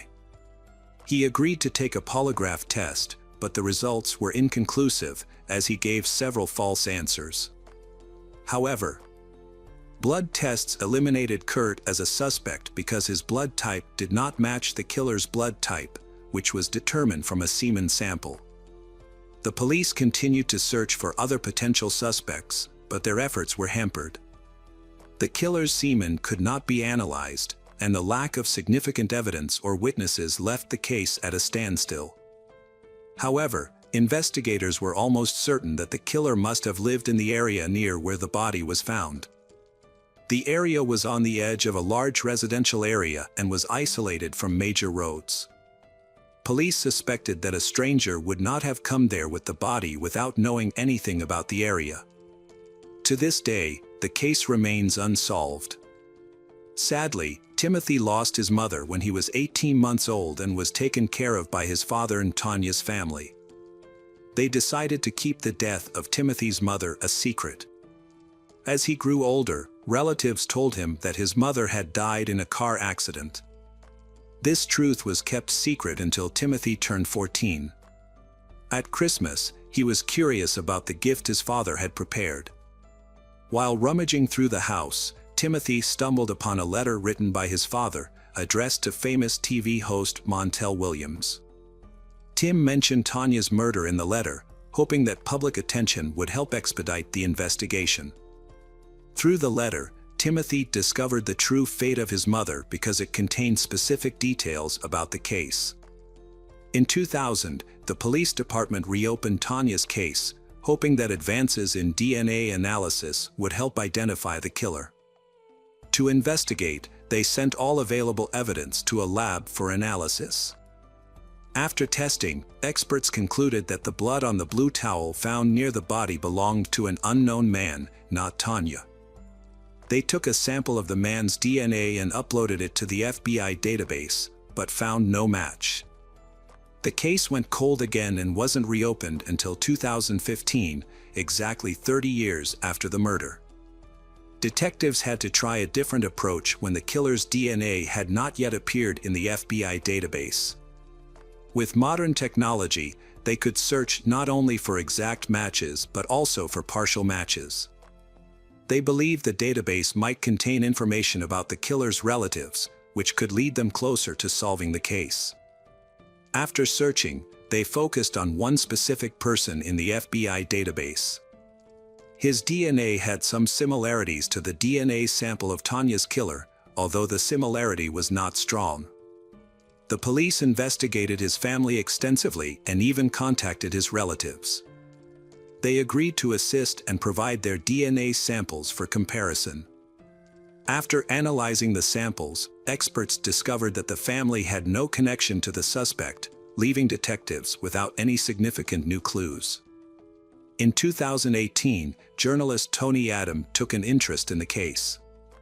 Although he was not a criminal expert, his personal interest in the subject drew him to Tanya's unsolved murder. He wanted to help and contacted the investigators working on the case. The detectives initially viewed his willingness to help with some skepticism. Although an experienced journalist, Tony had no background in criminal investigations. However, as the case dragged on without any progress, the police accepted his help. During the investigation, Tony established a relationship with Tanya's family. They could see his genuine interest in solving the case and the considerable effort he was putting in. He worked to get media coverage of the case, bringing additional attention to it. This also contributed a new perspective to an investigation that had lasted for more than 3 decades. Detectives decided to renew their efforts to find the suspect's relatives. This time, they partnered with Parabon, a company specializing in genetic genealogy. In the previous effort, investigators had only searched for killers' relatives through the FBI's database. However, Parabon expanded the search to include public genetic databases, where anyone can upload their DNA samples. Experts worked diligently to find the killer's relatives, carefully examining family trees to identify someone matching the suspect's characteristics. They were looking for a man who was of age at the time of the crime in 1985 and lived in the area. The process took nearly a year. But in February 2020, experts finally identified a man who could be a suspect, Daniel Wells, 57, who lived in the same city where the murder occurred. As detectives learned more about Daniel, they discovered he had previous run-ins with the law, having been arrested for assault and for indecent exposure in the late 1980s. As of 2020, Daniel continued to live and work in Pensacola with his family. However, to establish a connection between him and the case, investigators needed to collect a DNA sample from Daniel due to a lack of concrete evidence. The police had been monitoring Daniel closely, concerned that he might flee once he learned he was a suspect. The opportunity presented itself when Daniel discarded a cigarette butt near his workplace. Investigators collected it and quickly sent it to the lab. There, experts isolated DNA from the saliva on the butt and compared it to the DNA sample from the crime scene. The results showed that the two samples were a perfect match. 35 years after the murder, the police finally identified the culprit through DNA evidence. Daniel was arrested that same day. Despite the DNA test results, the investigators wanted to hear Daniel's confession. They planned to conduct the interrogation carefully, not revealing all the evidence at once. The investigators deliberately withheld information to encourage honesty during Daniel's interrogation. They gradually shifted the conversation to Tanya's murder and asked about Daniel's whereabouts on the night of the crime. At first, he denied ever knowing Tanya. The detectives then revealed that they had found his DNA at the crime scene. Although Daniel continued to deny everything, he appeared to become more nervous with each question. The detectives emphasized the importance of the DNA test results, making it impossible for him to avoid the questions. They told him that the only way to alleviate the situation was to confess. And it worked. Daniel began to tell his story. Initially, he tried to justify the presence of his DNA by suggesting that he might have had sex with Tanya that night. But the detectives didn't believe him and continued pressing for the truth. Daniel eventually confessed to killing Tanya on that New Year's Eve. Daniel's story raised serious questions. He admitted that he met Tanya at a bar and offered to take her home. They then went to Daniel's house, drank, and had consensual sex. However, an argument broke out, and Daniel couldn't remember what it was about. In a fit of rage, Daniel picked up a heavy wooden cutting board and hit Tanya over the head. When he realized she was dead, he panicked and took her body to another location to dispose of it. On the way back, he discarded her belongings and returned home. However, Daniel's story had many inconsistencies. When asked about the dog hairs on Tanya's clothes and towels, he explained that his roommate had a black Labrador. But this did not explain why Tanya would willingly have sex with him only to have a violent argument that led to her death. Furthermore, Daniel claimed that Tanya died from a blow to the head, but medical experts determined that the actual cause of death was strangulation. This made Daniel's story unreliable and suggested he was trying to minimize his responsibility. A more plausible scenario is that Daniel attacked Tanya, but she fought back. When this failed, Daniel struck Tanya's head, but then realized she was still alive, so he strangled her. Although Daniel's confession did not completely match the facts, detectives had enough evidence to arrest him. Daniel was arrested for murder and taken into custody. Investigators then contacted Tanya's family, including her son, to let them know that the killer had been caught. Timothy was emotional and thanked the police for finding his mother's killer. However, Daniel did not face trial or serve any prison time for his actions. Just 2 weeks after his arrest, Daniel's body was found in his cell. An autopsy revealed that he had committed suicide. Although Tanya's family was disappointed that the killer had committed suicide in prison, they finally received justice after 35 years. Hello friends, welcome to our channel. Today we're going to take a look at another horrible case with you. The case of Doreen Erbert.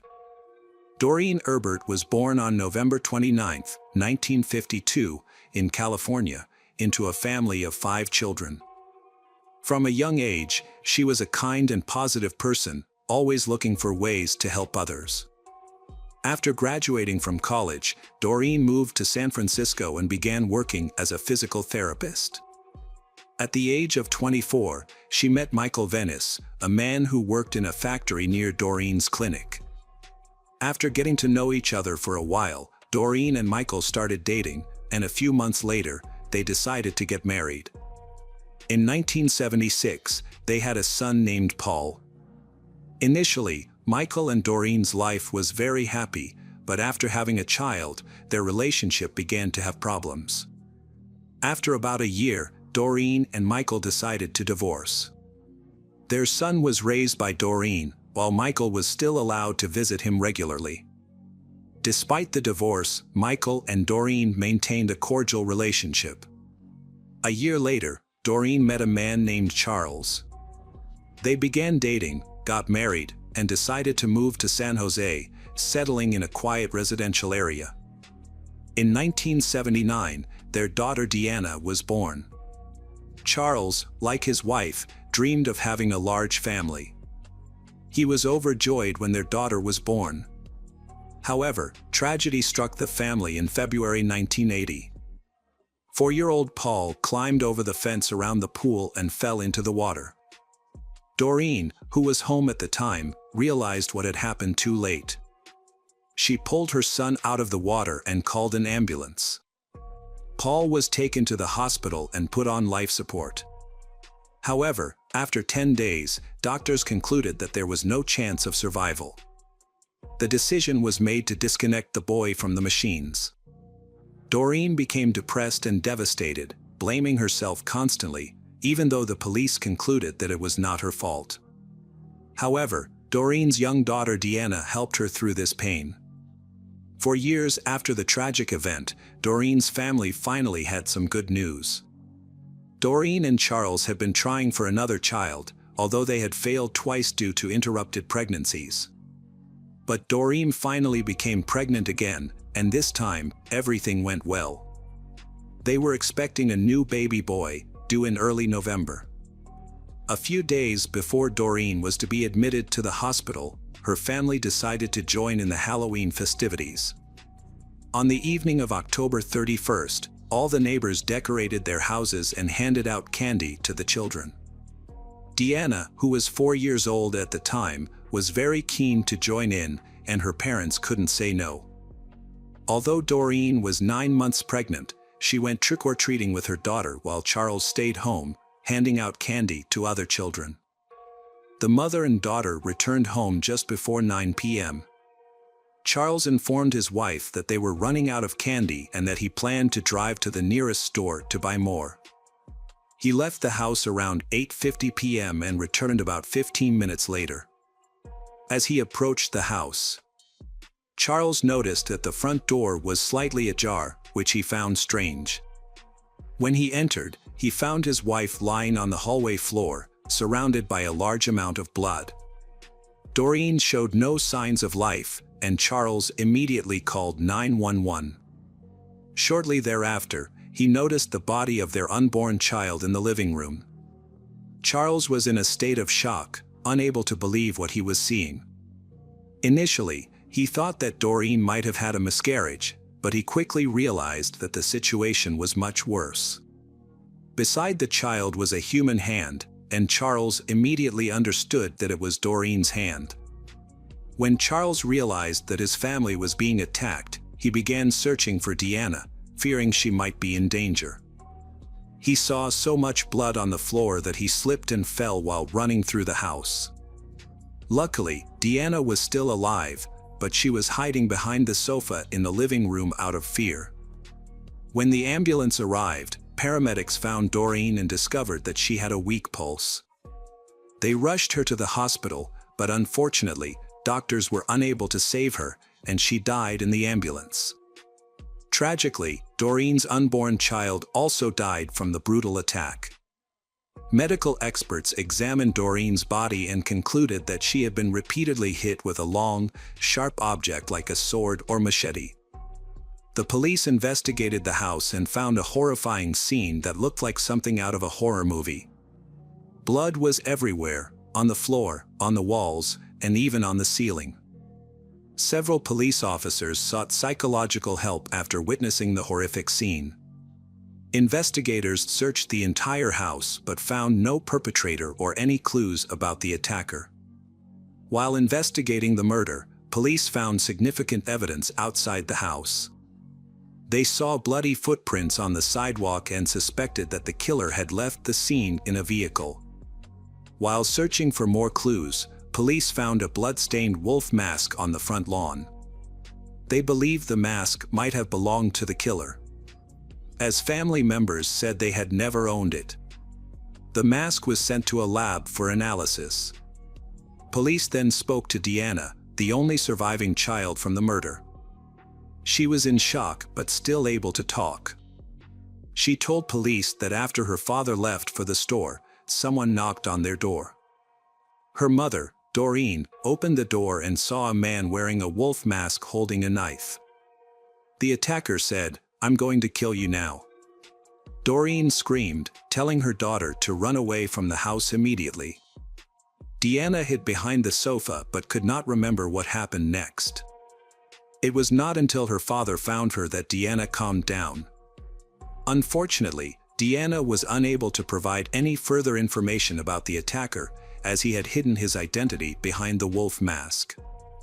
Investigators initially suspected Doreen's husband, Charles, as the prime suspect. Since he had been out of the house around the time Doreen was attacked, they were suspicious of his trip to the store.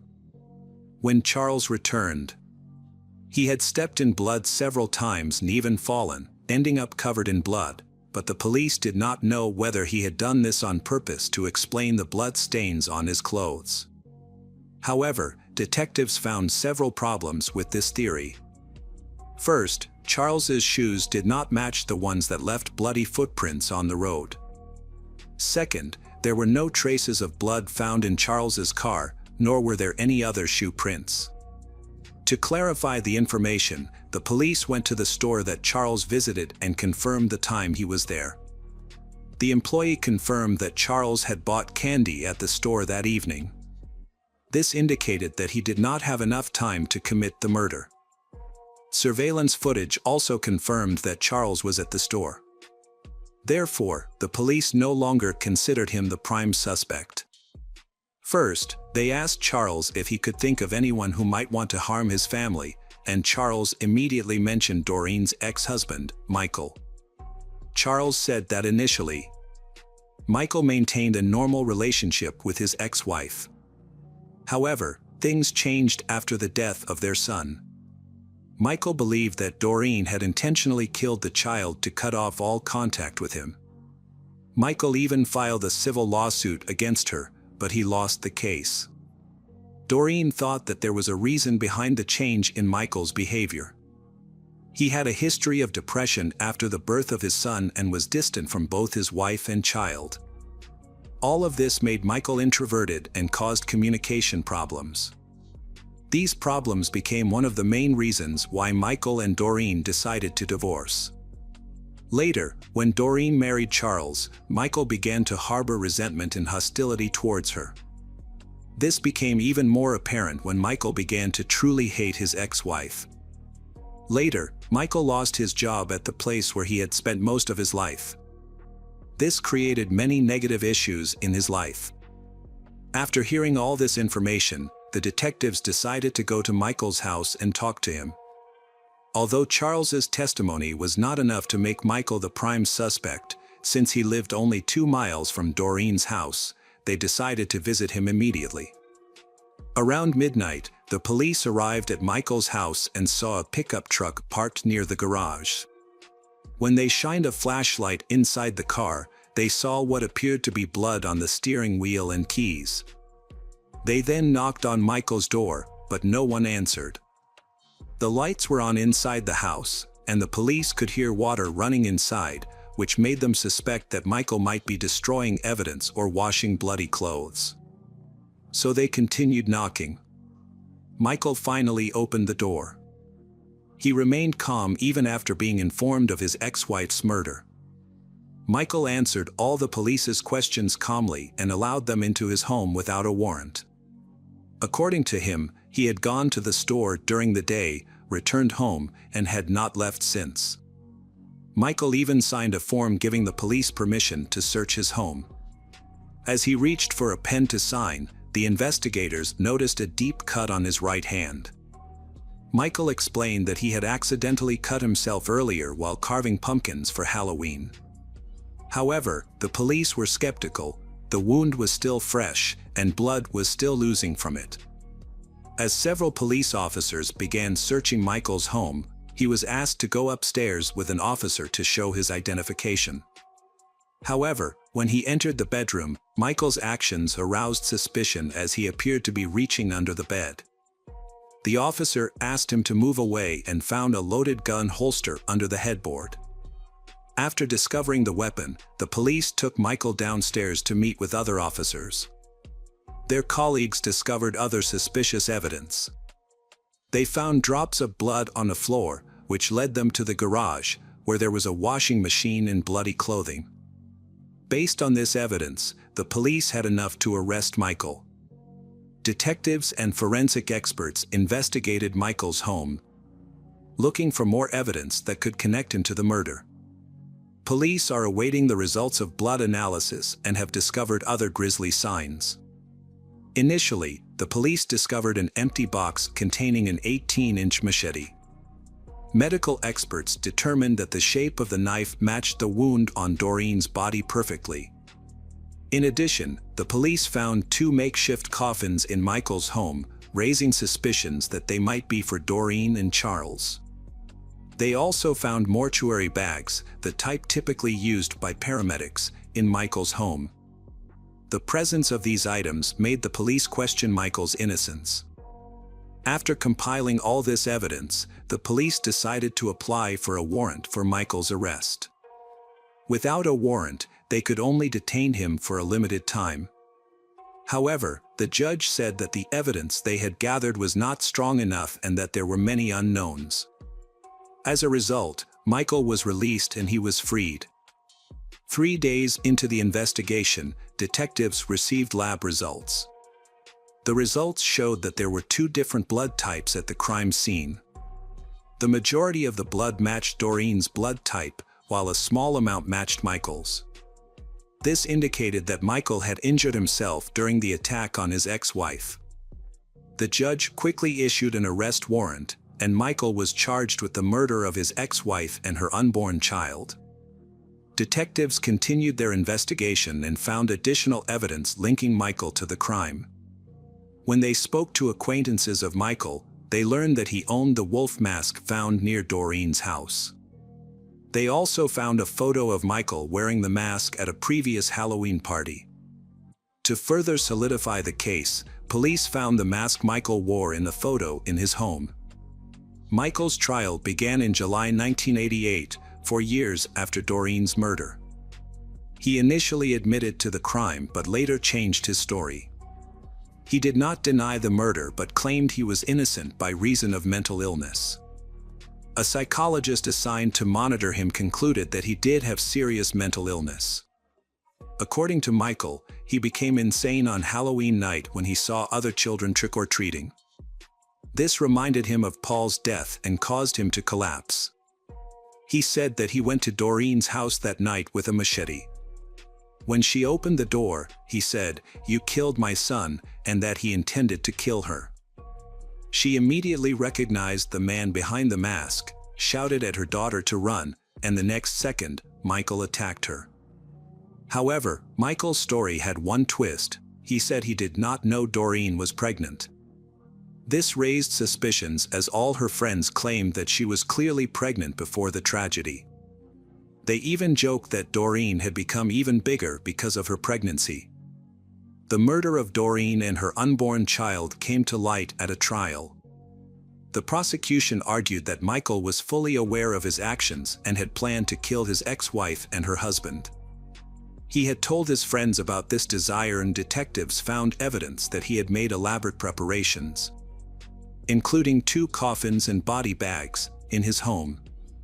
However, it appears that he changed his mind and did not carry out his murder plan. This led the prosecution to suspect that he may have feared being caught or discovered.